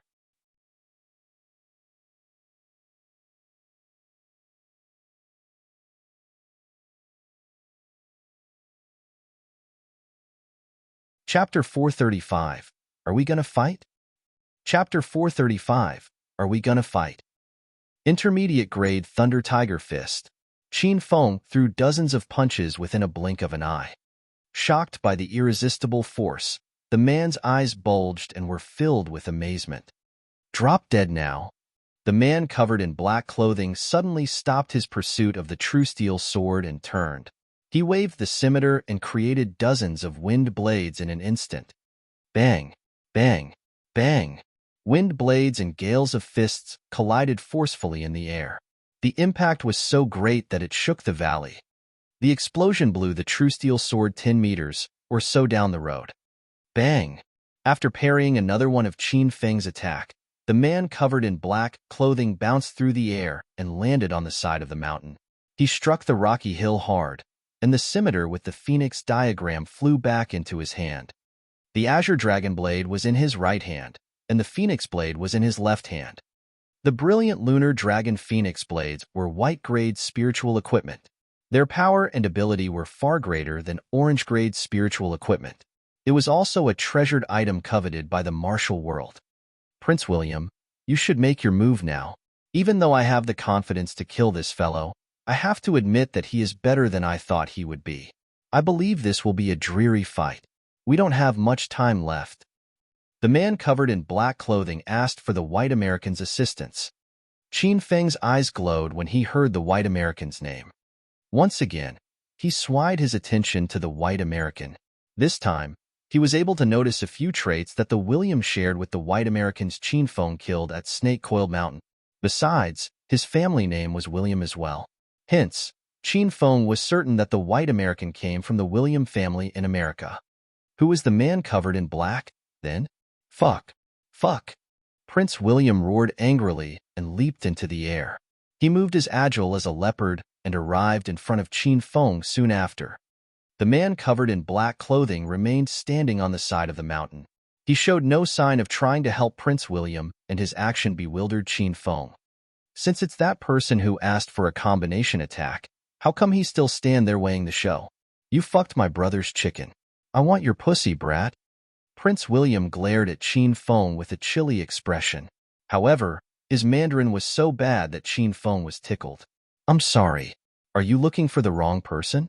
I don't fuck chickens, and I won't give you my pussy either. not even if you kneeled down and pleaded for it. Prince William could not understand what Qin Feng was saying. With a puzzled look, he looked over to the man covered in black clothing. What? What?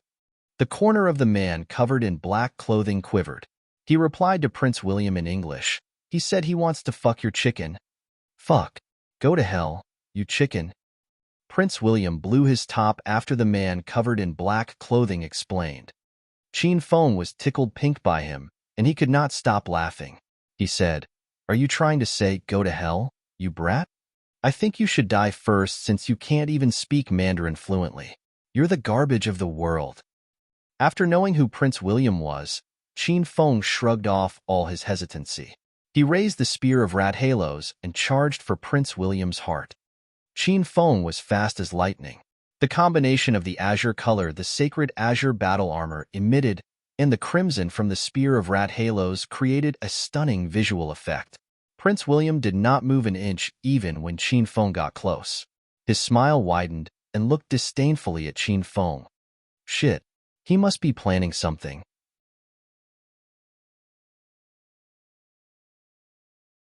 As Qin Feng almost struck Prince William's heart, a chill crept from beneath his feet and coursed through his whole body. As he wanted to jump away from the constraint of the cold aura, he realized that his feet could no longer move. One of his feet were in front of the other. He held the spear with one hand and maintained a sprinting stance.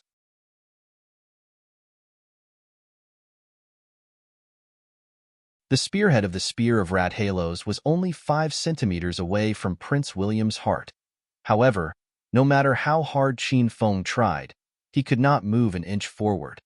Hastily, he bowed down his head and realized that the ground was covered by a layer of ice so thick that it reached his calves and locked his feet completely in the ice. What the fuck is this? Is Prince William a demon cultivator as well? The numerous battles tonight had broadened Qin Feng's outlook. He had witnessed a few new professions and skills. When he faced off against Taoist Rakshasa with Hua Yin, he knew that demon essence and evil energy could be shaped into elements such as fire or ice. Now that he saw Prince William could control ice, Qin Feng deduced that he had to be a demon cultivator rather than a heretic because Prince William was handsome and elegant. Master, this man is not a cultivator from China. He is a mutant, an ice user. The William that Master killed at Snake-Coiled Mountain was a mutant as well. He is a strength-enhanced mutant, Little Pig explained. Qin Feng understood. It seemed to him that the William family was a huge family with many mutants. Qin Feng had no knowledge of mutants, so he was not clear about the strength of Prince William, who was an ice user. As he racked his brain for a way to get free of the ice, the sound of a forceful wind surged behind him. The wind blades were violent, and they slashed through the air and charged at him at the speed of lightning. Qin Feng was stuck in the ice. He could not even move his neck smoothly, let alone run away. Haha, Qin Feng, today will be your death day. The man covered in black clothing said with a cold voice. He waved the brilliant lunar dragon phoenix blades wildly in the air, forming a deluge of wind blades and showered them like a downpour behind Qin Feng's back. Phantom whip technique. Crackle. An orange-colored long whip fell from the sky. Qin Feng did not turn his body and wielded the spirit snake whip with his intuition. Qin Feng's attacks came so sudden that the man covered in black clothing had no time to dodge the attack and was lashed on his stomach. The impact sent him flying. Bang, bang, bang, bang, bang, bang. At the same time, the barrage of wind blades fell on Qin Feng's back. Qin Feng was stuck in the ice, so he could not evade the attack. The attack was so strong that even though Qin Feng wore the sacred azure battle armor, it still caused considerate damage to him. Pfft! The man covered in black clothing and Qin Feng vomited a mouthful of blood at the same time. Without wasting time to clean the blood on his mouth corner, Qin Feng quickly raised his whip again and lashed it toward Prince William, who was standing right in front of him. "Want my whip, you chicken?" Crackle. The combination of Spirit Snake Whip and the Phantom Whip technique was extremely powerful. A pseudo-tangible orange-colored whip shadow whipped towards Prince William's head. The whip shadow had such a great force that it appeared to tear the space above Prince William's head apart. Standing with his hands clasped behind his back, Prince William maintained his stance and did not move an inch. The smile on his face widened as his blue-colored eyes gleamed brightly. "Freeze!" Prince William roared and exuded a cold aura. The spirit snake whip suddenly stopped as it was covered by a layer of ice and frozen like a dragon ascending into the sky. What the fuck? The ice he uses is much stronger than the ice used by Hua Yin. Qin Feng exclaimed inwardly. He never expected that Prince William could freeze the spirit snake whip. Master, ice and fire shaped by demon essence or evil energy are the weakest forms of ice and fire. A mutant can absorb the element from nature, condense it, and refine it before releasing it, so the power is much greater. You can't just compare the two like that. Little Pig grumbled.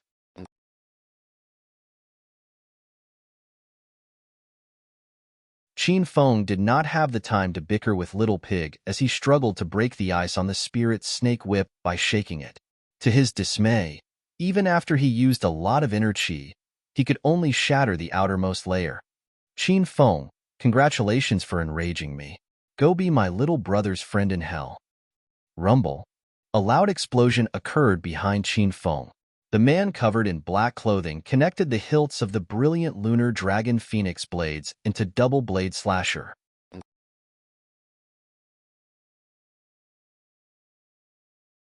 With the double blade slasher in his hand, the man posed as if he was bowling and threw the double blade slasher. The double blade slasher turned into a streak of lighting. The air around it exploded as it shot at Qin Feng like a meteorite. Although he could not turn his body, Qin Feng could sense the terrifyingly deadly aura that surged behind him.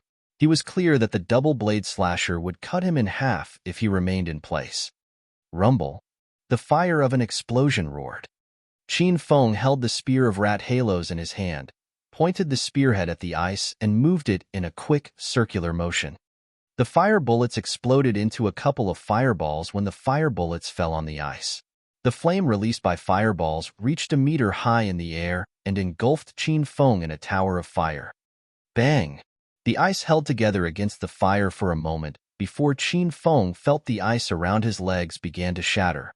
Then, he leaped into the mid-air. Boom! As soon as Qin Feng left the ground, the double blade slasher crashed on the ground and created a 1-meter-deep crater. While in the air, Qin Feng wildly lashed the spirit snake whip. The spirit snake whip cracked in the air and lashed Prince William, who had not come back to his senses. Wow, big brother, are you all preparing for a movie? Why is there ice and fire? Lu Jie asked as he brought Qin Feng's true steel sword back to him. He'd annihilated the 13 black-clad shooters single-handedly.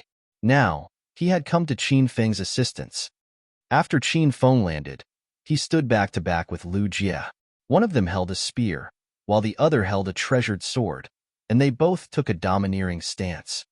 Prince William's expression grew dark with anger. Qin Feng had landed 10 or so lashes on him, turning his clean, white tuxedo into a beggar outfit.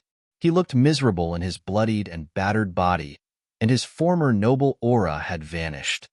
While this was not the main thing that set him off, he never imagined that Qin Feng was not only a spatial user but a fire user as well. As an ice user himself, fire was his natural enemy. The man covered in black clothing disregarded his double blade slasher that was still stuck in the ground, remained his stance on a rock on the side of the mountain instead as he looked down coldly at Qin Feng and Lu Jie. The wind on Ghost Mountain was strong and disheveled Qin Feng and the other three's clothes and hair. However, nobody paid attention to it as they stared fixedly at their opponent. After a long while, Qin Feng stuck the spear of rat halos in the ground. Hey, do you all still want to fight? You should have informed me earlier if you both are resting. I want to fix my hair. The wind has disheveled it. Then, he grabbed the true steel sword from Lu Jie's hand and began to fix his hair in the reflection from the sword.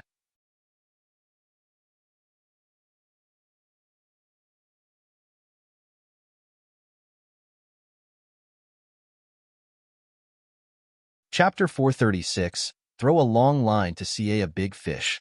Chapter 436, Throw a Long Line to CA a Big Fish. Lu Jie, Prince William, and his partner were helpless in the face of Qin Feng's laid-back attitude. Humiliated, Prince William's and the man covered in black clothing's expressions turned furious. On the other hand, Lu Jie looked grumbly at Qin Feng. Big brother, can't you pick another thing as your mirror? What will I fight with if we're going to have a battle later? Qin Feng scornfully looked at Lu Jie and said, can't you use that long spear on the ground? Oh sweet, the long spear looks cool on me. Lu Jie quickly went to pull the spear of rat halos from the ground, but could not despite using his full strength. Meanwhile, Qin Feng continued to fix his hair at his leisure while Lu Jie looked like a fool trying to pull the spear of rat halos out from the ground.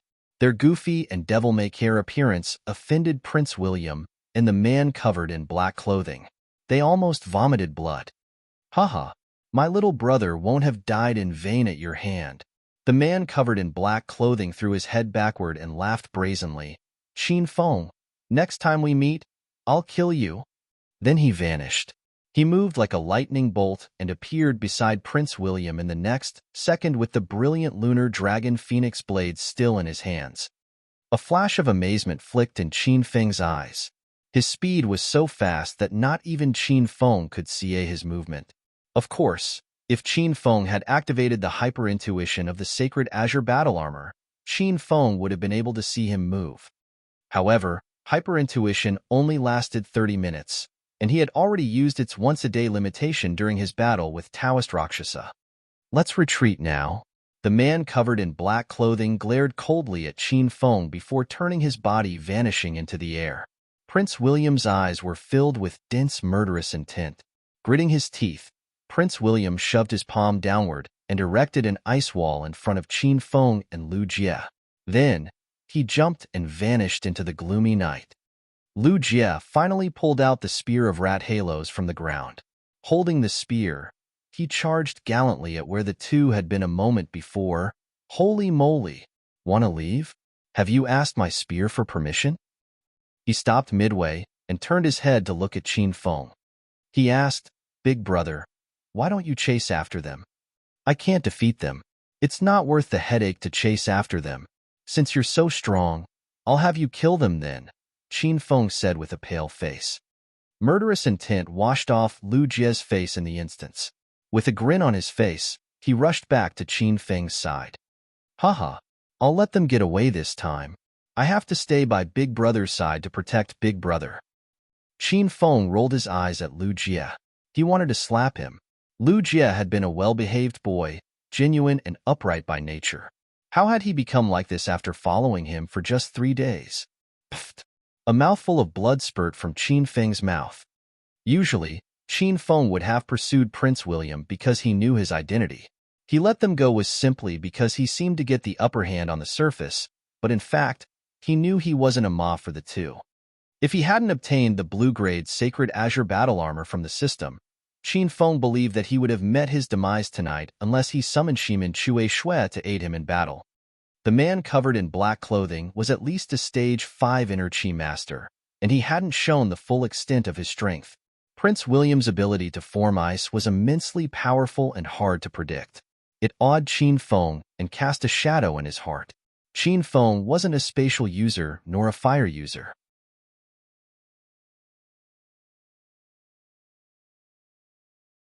Prince William's misjudgment of Qin Feng's abilities was the very reason Prince William and the man covered in black clothing feared him.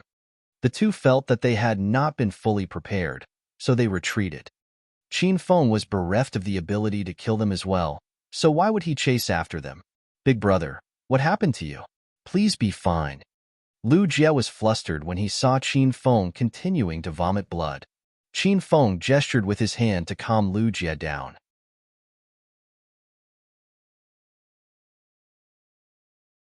He sat with his legs crossed while he applied a bottle of golden sore medicine on his wounds.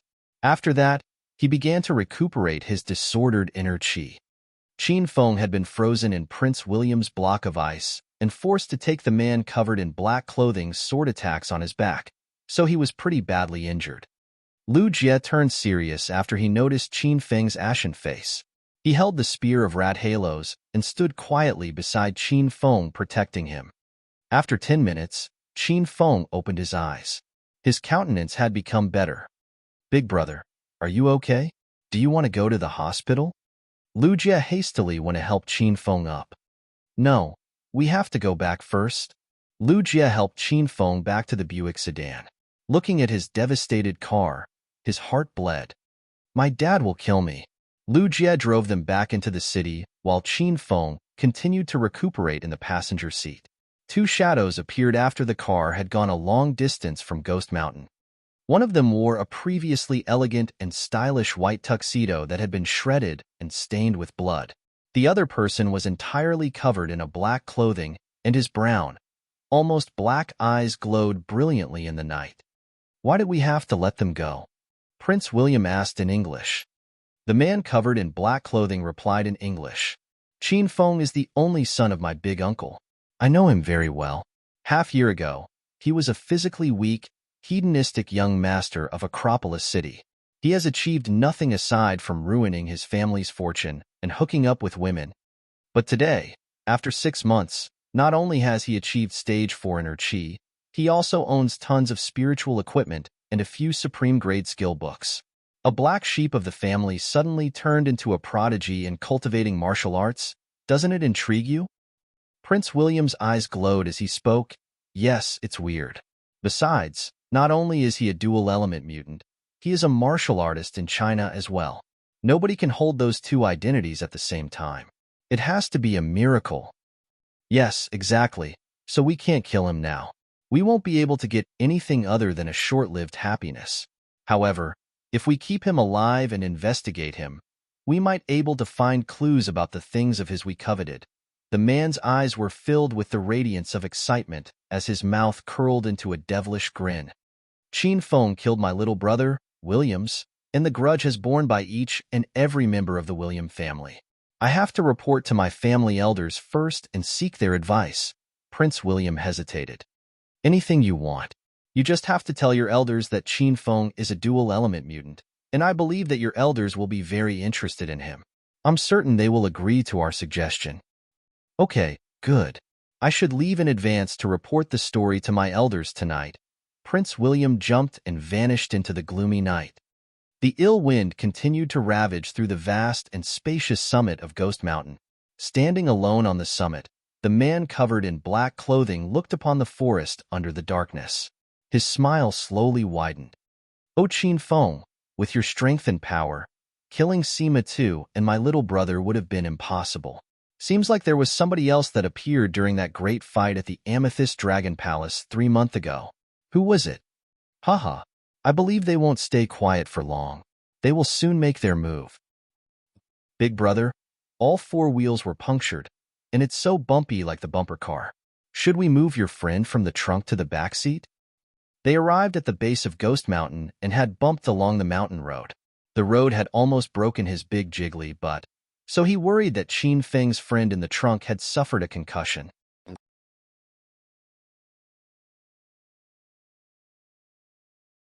Qin Feng's mouth quivered when he heard Lu Jie's suggestion to move a corpse into the car. He smacked Lu Jie's head and roared. Don't care about that, fellow. Pay attention while driving. Go to the Martial Artist Alliance now. Lu Jie covered his head and looked puzzledly at Qin Feng. Big brother, why are we going to the Martial Artist Alliance this late at night? If you want to work on a mission, you can easily accept a mission by using the communication device.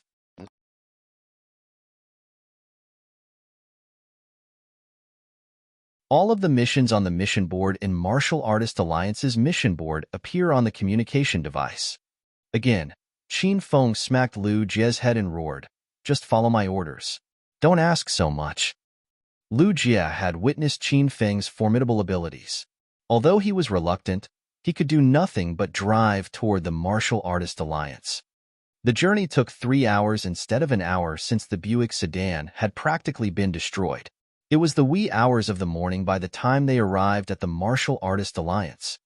The Buick sedan had been reduced to a pile of metal scraps. Lu Jie was embarrassed, so he parked the car in an alley a few hundred miles away from the Martial Artist Alliance.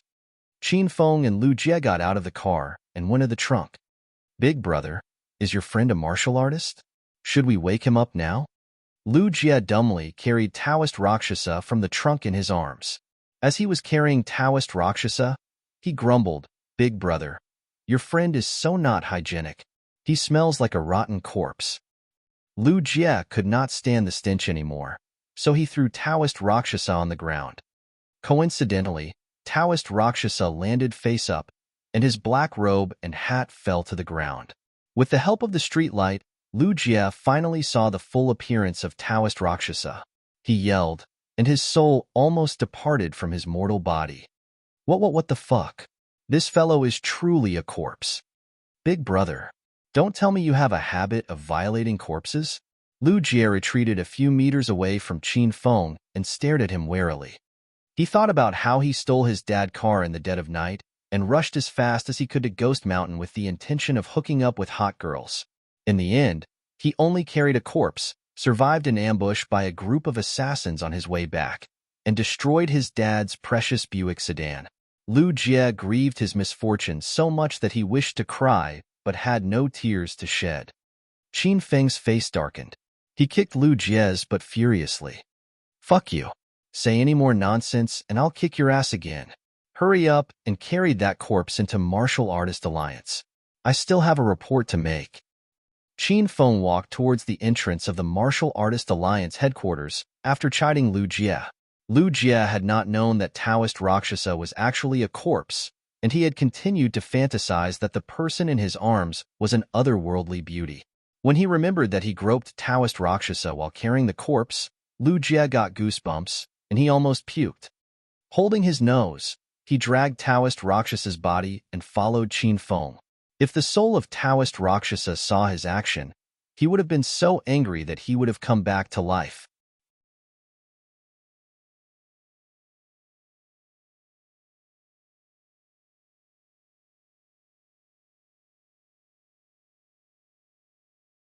Chapter 437, The Town of Martial Artist.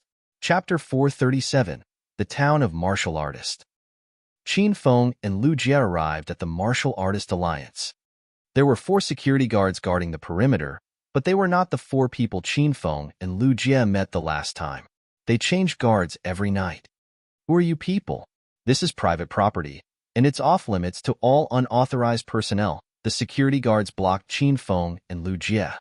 Qin Feng pulled out his member card and handed it to the security guards. We're both martial artists. We're going in to report a mission. One of the security guards took Qin Feng's member card and checked it meticulously. After confirming it wasn't fake, he shook his hand and said, "Go in." Then, they entered the gate. The inside of the Martial Artist Alliance had not changed since the last time they were there, with its crisscrossing walkways and high-rise buildings. It looked like a small autonomous town. Qin Feng changed the appearance of the sacred azure battle armor before coming in, so his shoulders appeared to be draped with a fiery red windbreaker, and he wore a wolf mask. Wow, big brother. When did you change your clothes? Is the wolf mask real? A wild wolf is a second-class protected animal. Brazenly wearing a wild wolf mask in public, are you not afraid of being caught? Quick, let me touch it. Is it real or not? Lu Jie left Taoist Rakshasa on the ground and went to touch Qin Feng's wolf mask. Qin Feng smacked his hand away, picked up Taoist Rakshasa, and went into the lobby further ahead. Ah, big brother. Do you have another wolf mask in your house like the one you're wearing? Give me one. I want to wear it to class tomorrow. It'll be so cool. Qin Feng's mouth quivered. He glowered at Lu Jie. I don't have another wolf mask, but I do have a pig head mask. I think it will suit you well. I'll give it to you later, and you can wear it to class tomorrow. I guarantee you that even though your face is veiled behind the mask, every student will be able to recognize you. Lu Jie's expression darkened. He lowered his head and refused to talk.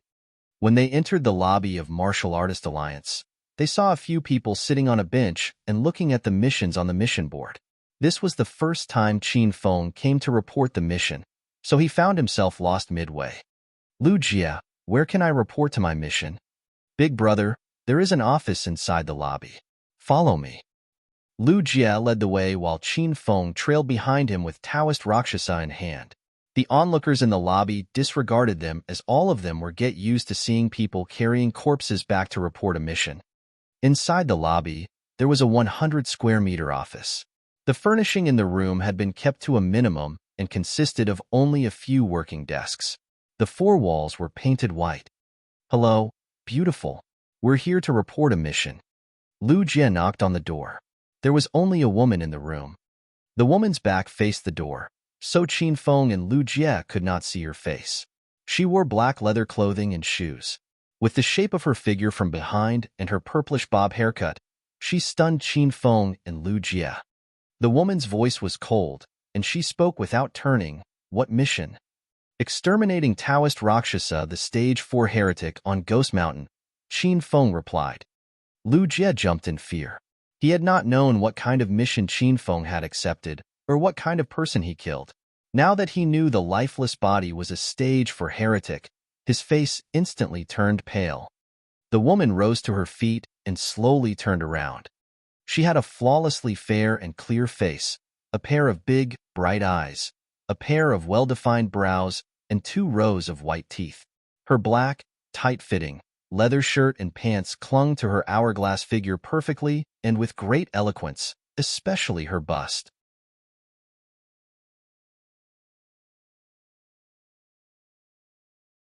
The leather was molded to her perfectly round breasts. It was an enticing sight that gave the impression that they would burst from the leather at any time. The woman's eyes gleamed like stars. She measured Qin Feng and Lu Jie from their top to their toes. After measuring them, the woman turned her attention to Taoist Rakshasa's corpse on the floor. "Nice," she praised. "I issued this mission on behalf of the Dragon Door."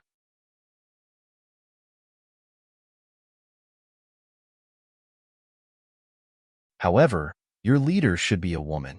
Can either of you explain to me what is going on?" Qin Feng stepped forward as he focused his gaze on the woman's flawless face. "The leader you're talking about is Billowy Lady, am I right? Something came up, so she couldn't make it to here. I'm Greenwolf, her teammate who helped her complete the mission." Looking into Qin Feng's bright dark eyes, a flash of light flickered across the woman's eyes as Qin Feng's eyes felt familiar. She felt she had seen these pair of eyes somewhere before. "So that's how it is. Okay then, remove your mask, and I'll ring up your award," the woman said nonchalantly. Qin Feng's expression changed. He smiled and said, "Do I have to reveal my face to receive my reward?" The woman fell silent. Suddenly, she giggled and said, "Of course not. It's just my personal preference. You're not obligated to follow my order." "Beautiful. Ring up my reward then," Qin Feng replied with a harsh tone. Qin Feng's sudden change in attitude did not bother the beauty at all. After she reconfirmed the identity of Taoist Rakshasa, she pulled out her communication device and drew on it. "Okay, we're done. You can log in to your Martial Artist Alliance's account and check on it." Qin Feng logged into his account without waiting for the beautiful woman's order. He noticed that 350 points had been added to his account, and the card he bound to his account when he first registered as a member of Martial Artist Alliance had an extra 300,000 yuan. Qin Feng had catapulted from a level 3 member to a level 5 member, so he could now accept a level 5 mission without having to team up with a higher level partner. "If my memory serves me well, I'm still owed 300 flavor grass, right?" Qin Feng asked the woman. Qin Feng did not know the effect of 100 flavor grass before obtaining the compendium of 100 materia medica. Now, he knew exactly what 100 flavor grass could sow, and therefore wanted it a great deal. The 100 flavor grass could absorb the spiritual essence from heaven and earth, so it was a treasure for Qin Feng, who was at the bottleneck of breaking through to stage 4 inner chi. The 300 flavor grass will be Billowy Lady's reward, and she will have to personally come to retrieve them because the two of you came to such an agreement about how to split the reward. "You will have to ask her if you want 100 flavor grass," the woman said calmly. Qin Feng did speak with Hua Yin about the dispersion of rewards, so he could not argue with the woman's comment. He took what he deserved and left with Lu Jie. As the two left the room, the eyes of the purplish bob-haired woman dressed in leather shirt and pants glowed. She was the mysterious woman that appeared 3 months ago in Acropolis City who interfered in an assassination attempt on Qin Feng at Lotus Lake. She was also the same person who assisted Qin Feng in holding off the assassins sent by the Golden Assassin crew during the opening ceremony of Cloud City Hua Manor Phase 2. Yin Wushuang.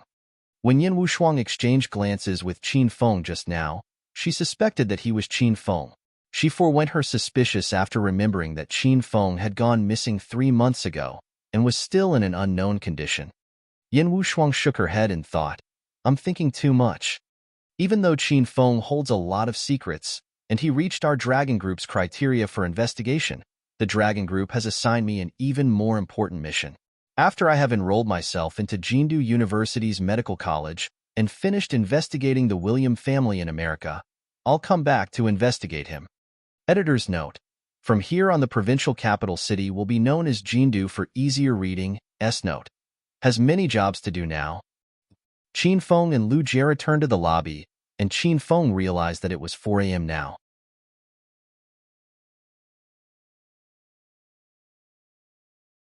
Even if he rushed to return to Chang Xian's villa, he probably would not get enough sleep since he had to rush to teach at Jindu University again.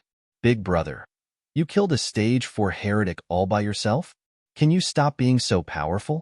How strong is a stage 4 heretic?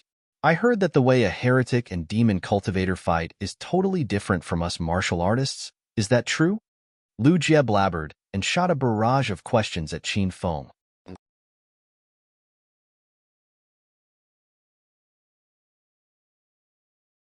He could not be blamed for being so excited because heretics and demon cultivators were extremely rare in martial world. Lu Jie had never seen a heretic or demon cultivator in his life, so he could not stop his desire to learn more about them from Qin Feng. The mission is a team mission. I killed the heretic with my team member. My teammate left before you arrived. Lu Jie was tenacious, and Qin Feng knew that if he did not satisfy Lu Jie's curiosity, Lu Jie would continue to question him. As such, he simply gave a few answers and swayed the topic to derail Lu Jie's thoughts. The sun is coming up. What should we do for the next 2 hours? Big brother, why don't we have a stroll inside the martial artist town? You've never been there, right? Lu Jie suggested gleefully. A town built for martial artists? Qin Feng gave Lu Jie a puzzled look. Yes, big brother. The internal space of the branches of the Martial Artist Alliance across the nation are recreations of Martial Artist Alliance in Jindu. It is like a small town, so everybody calls it Martial Artist Town. Lu Jie explained patiently to Qin Feng. The constructions in Martial Artist Town are no different from the town outside. The shops, however, are kind of different. Aside from the grocery stores, financial institutes, hotels, restaurant, and so on, the most important is that some shops supply items that are useful for martial artists. For example, St. Medic, at the junction there, sells some common medical pills and potions used by martial artists. They even sell some elementary-grade medical pills. However, some merchandise cannot be purchased with money and can only be purchased with member points. Both of them walked to St. Medic, which Lu Jie had been talking about. Since he had nothing to do at the moment, Qin Feng pulled Lu Jie into St. Medic. The shop was spacious and well-lit. As they entered the shop, the fragrance of traditional herbs surged and filled their noses. There was a row of showcases in the innermost of the shop and 2 hanging cupboards on either side of the shop. On the shelves were various kinds of medical pills and potions with their respective names and prices. A woman wearing a fire-red qipao sat behind the counter. Concentrating on playing on her cell phone, she paid no mind to Qin Feng and Lu Jie as they walked into her shop. Qin Feng glanced at the woman dressed in qipao and began to wander around St. Medic. Suddenly, something on the shelf caught his attention. Ditta water, 10,000 yuan per bottle. Body refining potion, 100,000 yuan per bottle. Soul cleansing pills, 100,000 yuan and 100 member points per bottle. 5 tablets in a bottle. Healing pills, 200,000 yuan and 200 member points per bottle. 5 tablets in a bottle. Marrow expunging pills, 500,000 yuan and 3,000 member points per bottle. 3 tablets in a bottle. Blood chi pills, 500,000 yuan and 3,000 member points per bottle. 3 tablets in a bottle. Primordial spirit pills, 1 million yuan and 5,000 member points per bottle. 3 tablets in a bottle.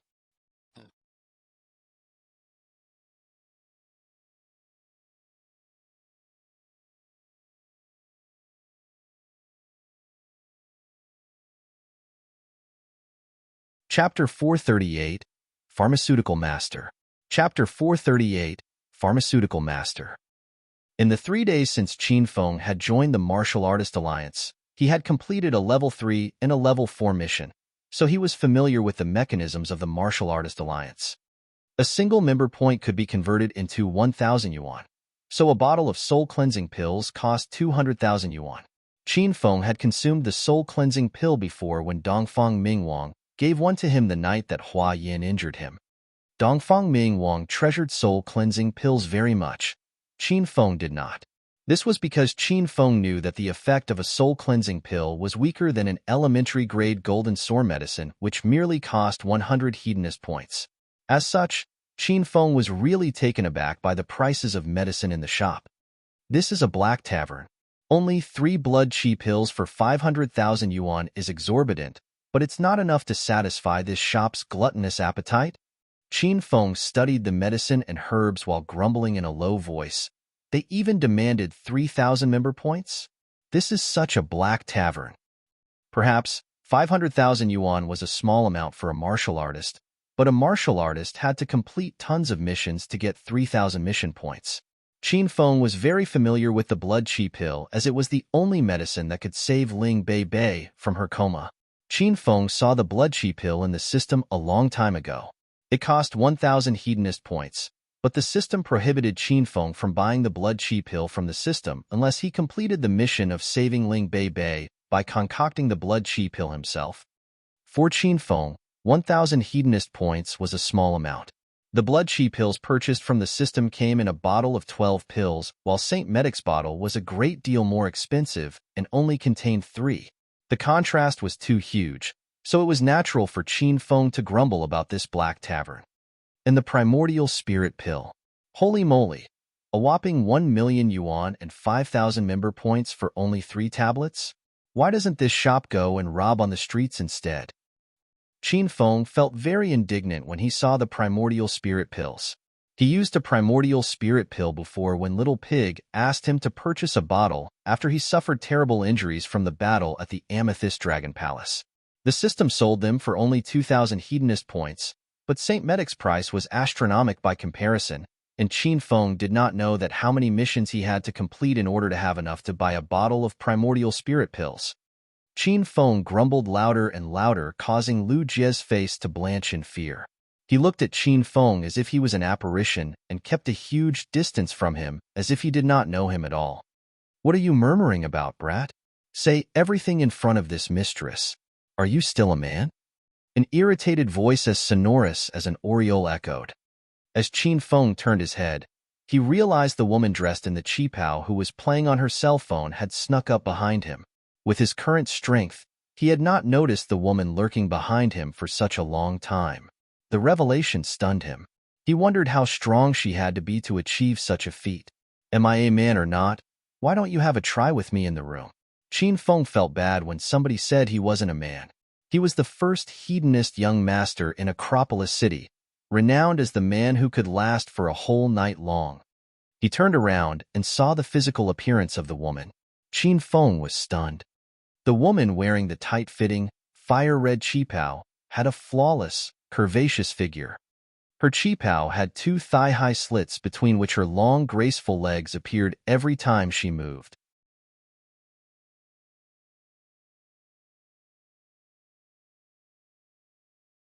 Her breasts were smaller than Hua Yin and Yen Wu Shuang's, but their shape was cleverly carved, and they were very pleasing to one's eyes. Seeing Qin Feng staring at the woman, Lu Jie's heart pumped so fast that it almost jumped out of his throat. He was loyal to Qin Feng given that he still remained by Qin Feng's side and did not escape. There were 2 shops in the town of martial artists that one should never offend. One was the blacksmith. The other was the St. Medic.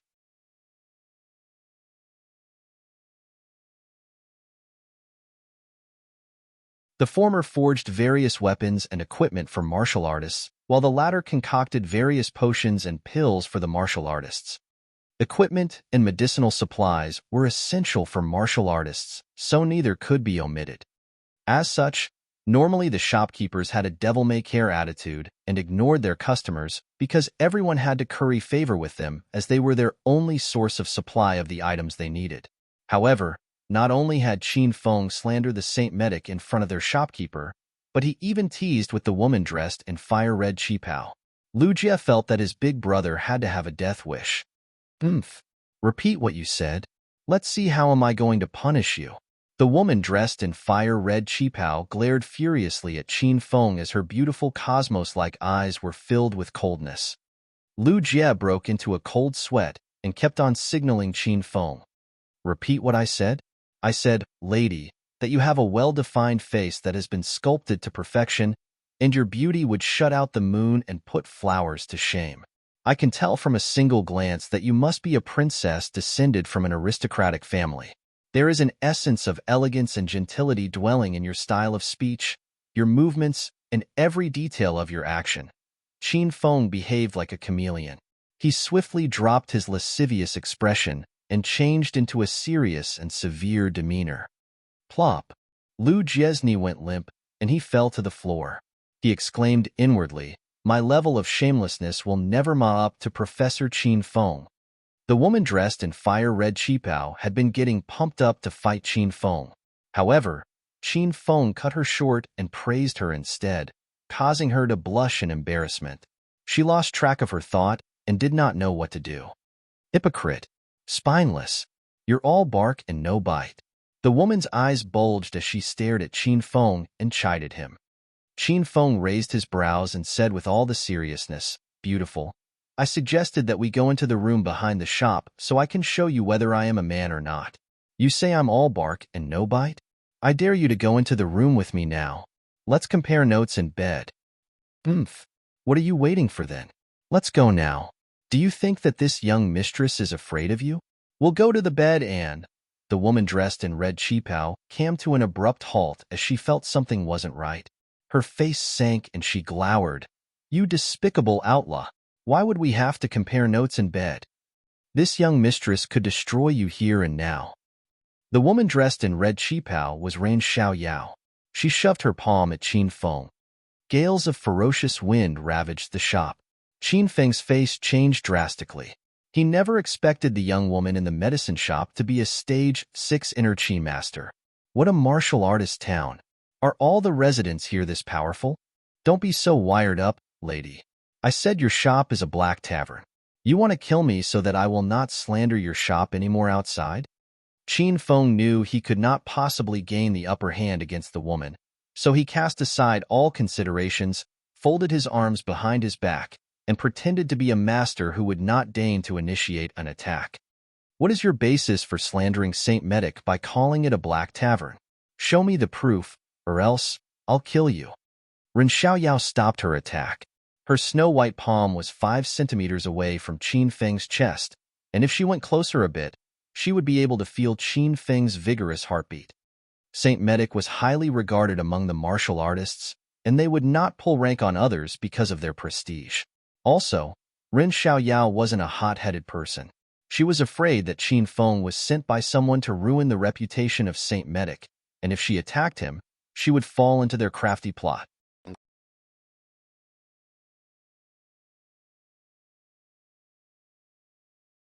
Qin Feng opened his palm and a jade bottle appeared on his palm as if he performed magic. Once Qin Feng opened the bottle, the dense fragrance of herbs filled the room, tickling Ren Xiaoyao's nostrils. Her clear-as-water eyes suddenly glowed brilliantly. What is this? How come the fragrance is so dense? Which pharmaceutical master made this? I'd hate to admit it, but his or her level is on par with some of Saint Medic's pharmaceutical masters.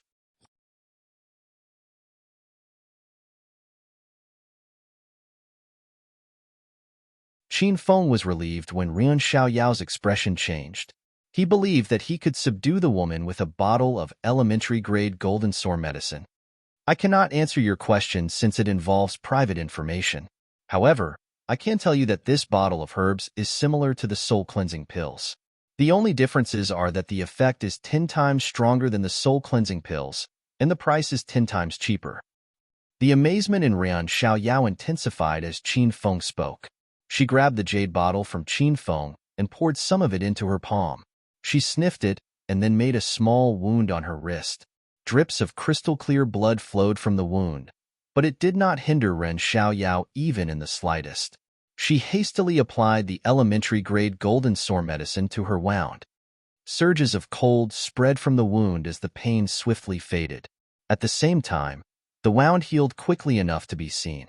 Ren Xiaoyao was utterly dazed by the wonderful effect of golden sore medicine that her cherry mouth gaped into a small O shape. Her expression was cute, which delighted Qin Feng. Impossible. You're lying.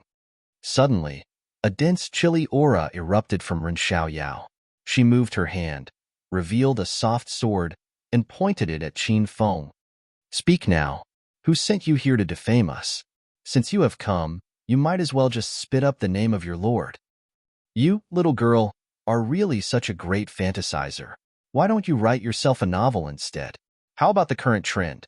An imperial harem-based novel featuring a woman who has time travel back to ancient times. I guess you will make a lot of fortune from that given that you have the potential to be a great writer. Qin Feng ignored the soft sword in Ren Xiaoyao's hand and withdrew the golden sore medicine. A flick of dismay crossed Ren Xiaoyao's eyes after Qin Feng withdrew the golden sore medicine. The effect of golden sore medicine was so stunning, and the only thing that was comparable was the Miaoling panacea of Saint Medic. However, a single bottle of Miaoling panacea cost 500,000 yuan and 1,000 mission points, and what's more, a bottle of it was only half the size of the golden sore medicine. After she compared the differences, Ren Xiaoyao felt that Qin Feng could not be blamed for slandering Saint Medic as a black tavern. How did you get your hands on this herb mixture? How much for one bottle? Ren Xiaoyao persisted and shot a barrage of questions at Qin Feng. Qin Feng knew that this lady was very tenacious. She would not let him slip away unless he gave her a satisfactory answer. This herb is mine. I concocted it myself. Ren Xiaoyao and Lu Jie was starstruck at Qin Feng's words. So this means that you're a pharmaceutical master? Impossible. Ren Xiaoyao did not believe in Qin Feng. How is that even possible for you to be a pharmaceutical master at your age? Moreover, your herb mixture could only be concocted by a stage 2 pharmaceutical master. Not only did Ren Xiaoyao not believe Qin Feng, Lu Jie did not trust him either. They knew exactly what a pharmaceutical master was. A pharmaceutical master was even rarer than a demon cultivator or a heretic. To become a pharmaceutical master, one first had to become a martial artist. Second, the person had to familiarize themselves with the pharmacological potency of every herb that grew on this earth, and third, they had to have acute and extra strong sixth senses. Neither of these 3 criteria could be avoided on the road to becoming a pharmaceutical master.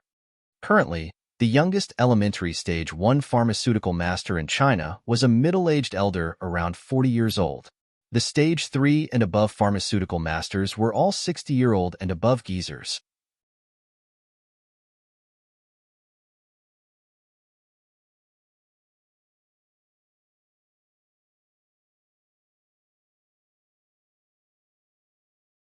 Chapter 439.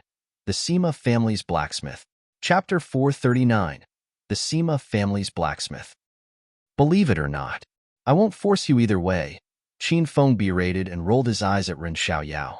His hoity-toity reaction incensed Ren Xiaoyao, causing her to stomp her feet in anger.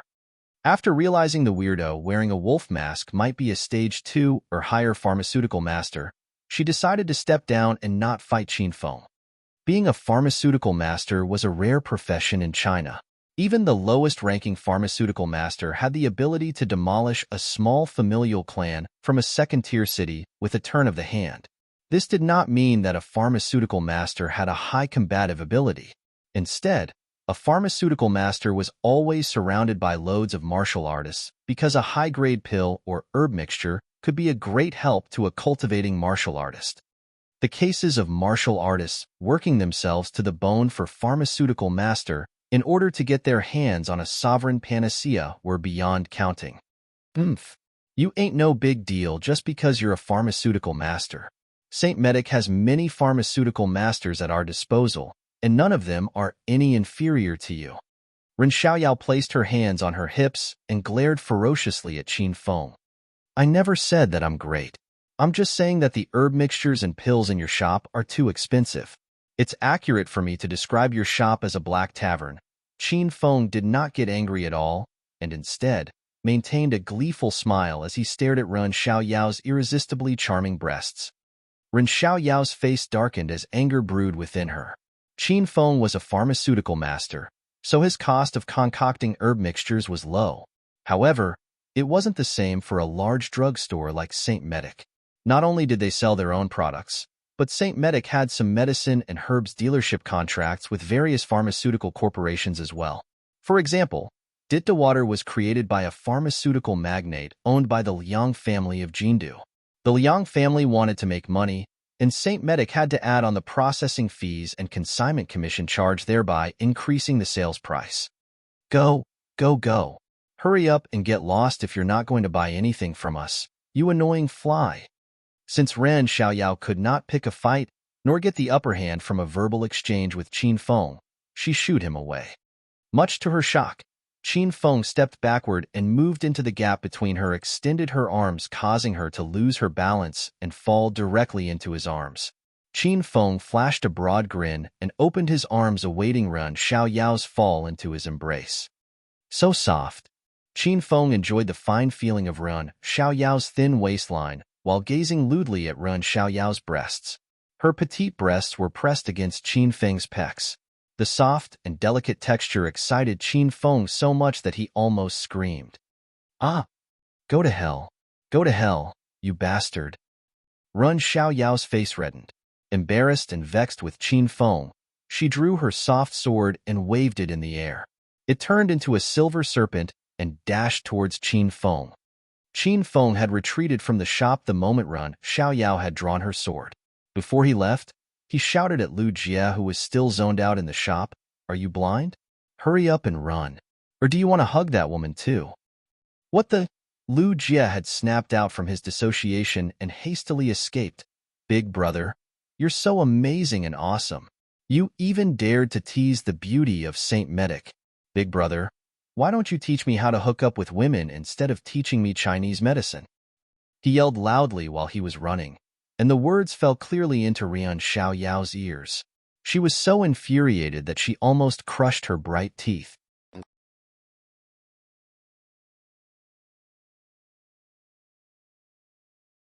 "Just you wait, you bloody wolf-masked weirdo. I swear I'll chop off your head if we ever have a chance to meet outside the martial artist town one day." Ren Xiaoyao made an oath in her heart after she realized that she could not CA up with Qin Feng. They sprinted for 10 minutes straight. "Big brother, can we stop running now? That flare blitz beauty did not chase after us. I really can't run any more longer." Completely exhausted, Lu Jie stuck his butt on the ground and refused to move an inch further.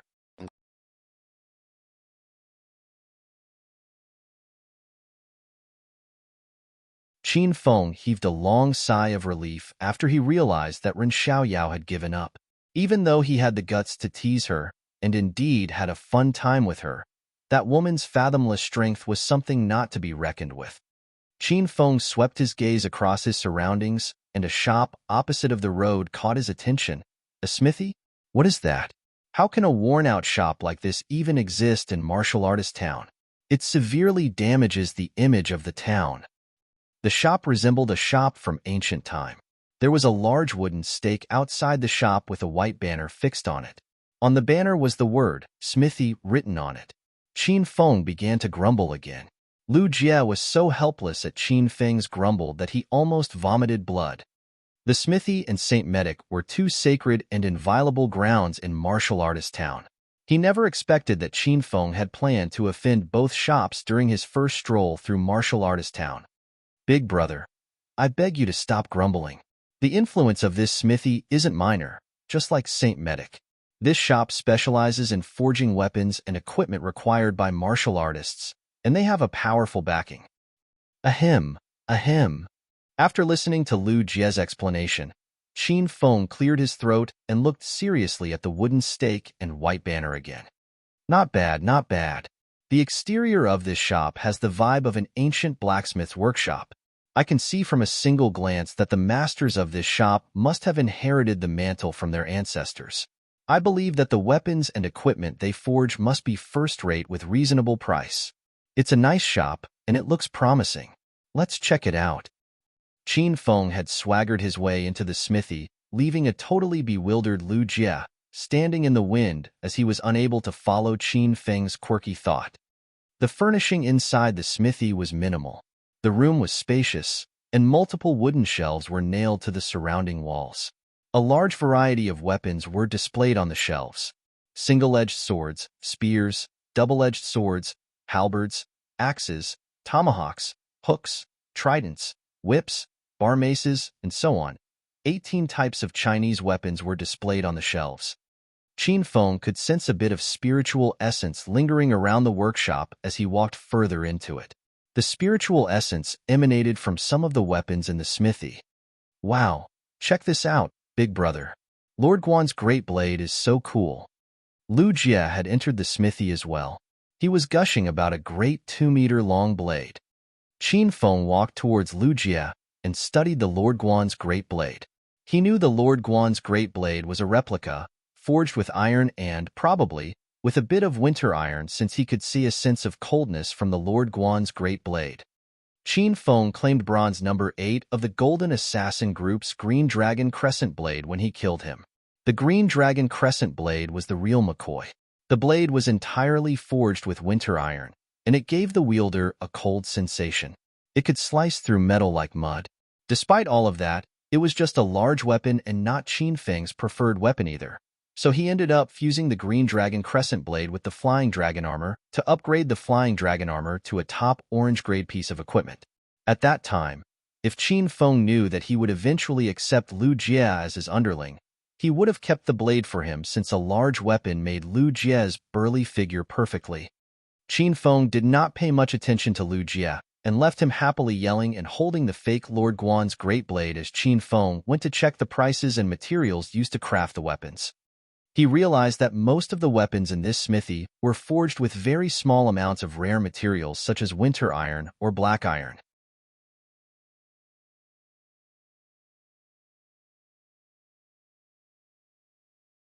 However, shockingly, the prices were 10 times higher than a weapon forged with only pure rare materials.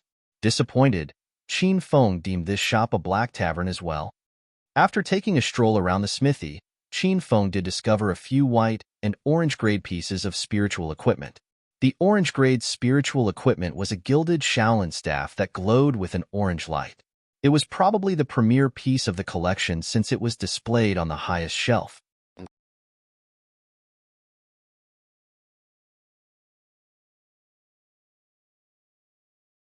As for the white-grade spiritual equipment, the weapon itself had to be completely forged with rare materials such as winter iron or black iron without any impurities, while the orange-grade spiritual equipment, aside from using rare materials, it was definitely forged with the bones or hides of spiritual beasts. The spirit snake whip Qin Feng had obtained from bronze number 5 was made of spirit snake skin and tendon.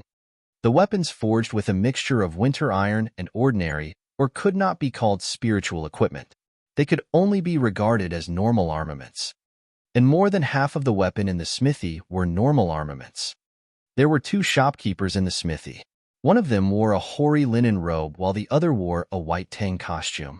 Contrary to his companion's servant-alike appearance, the one in the Tang costume looked impressive, and it seemed as though that he was a rich young master from an aristocratic family.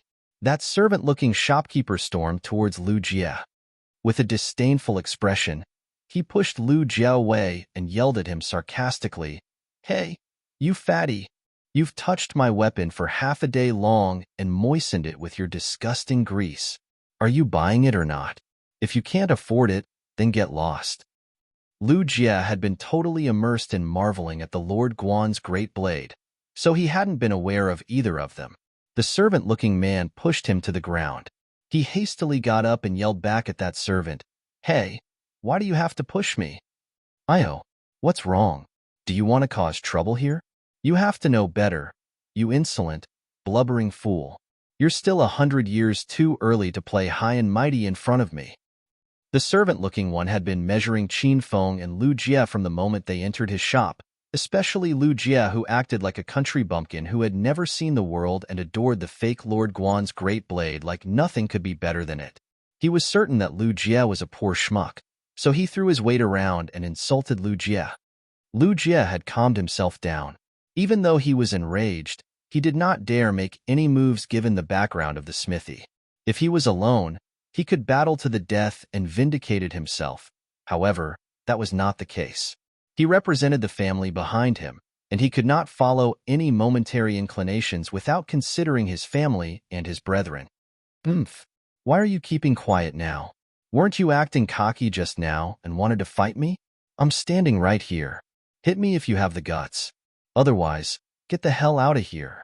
Don't be a hindrance to the Sima family. We still want to maintain our shop's operation. TSK, TSK, TSK, look at you. Look at your body.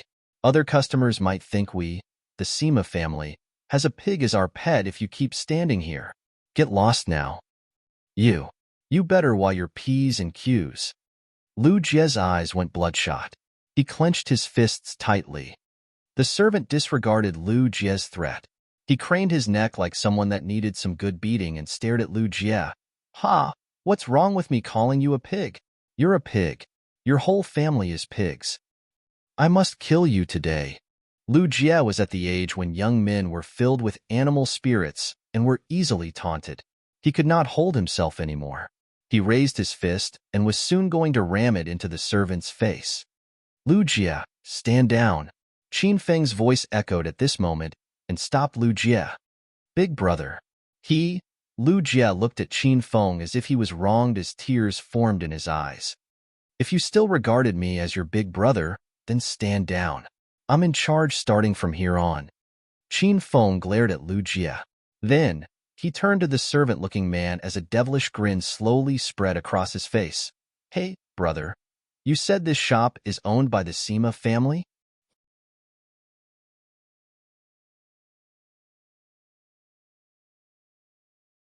You're tuning in to the Romance Rendezvous YouTube channel. We're so grateful for your support, and don't forget to subscribe to join us on this incredible journey through captivating stories. Your generosity through donations truly makes a world of difference, as it's the primary source of revenue that allows me to expand and enhance this channel for you. Thank you from the bottom of my heart for being a part of this adventure.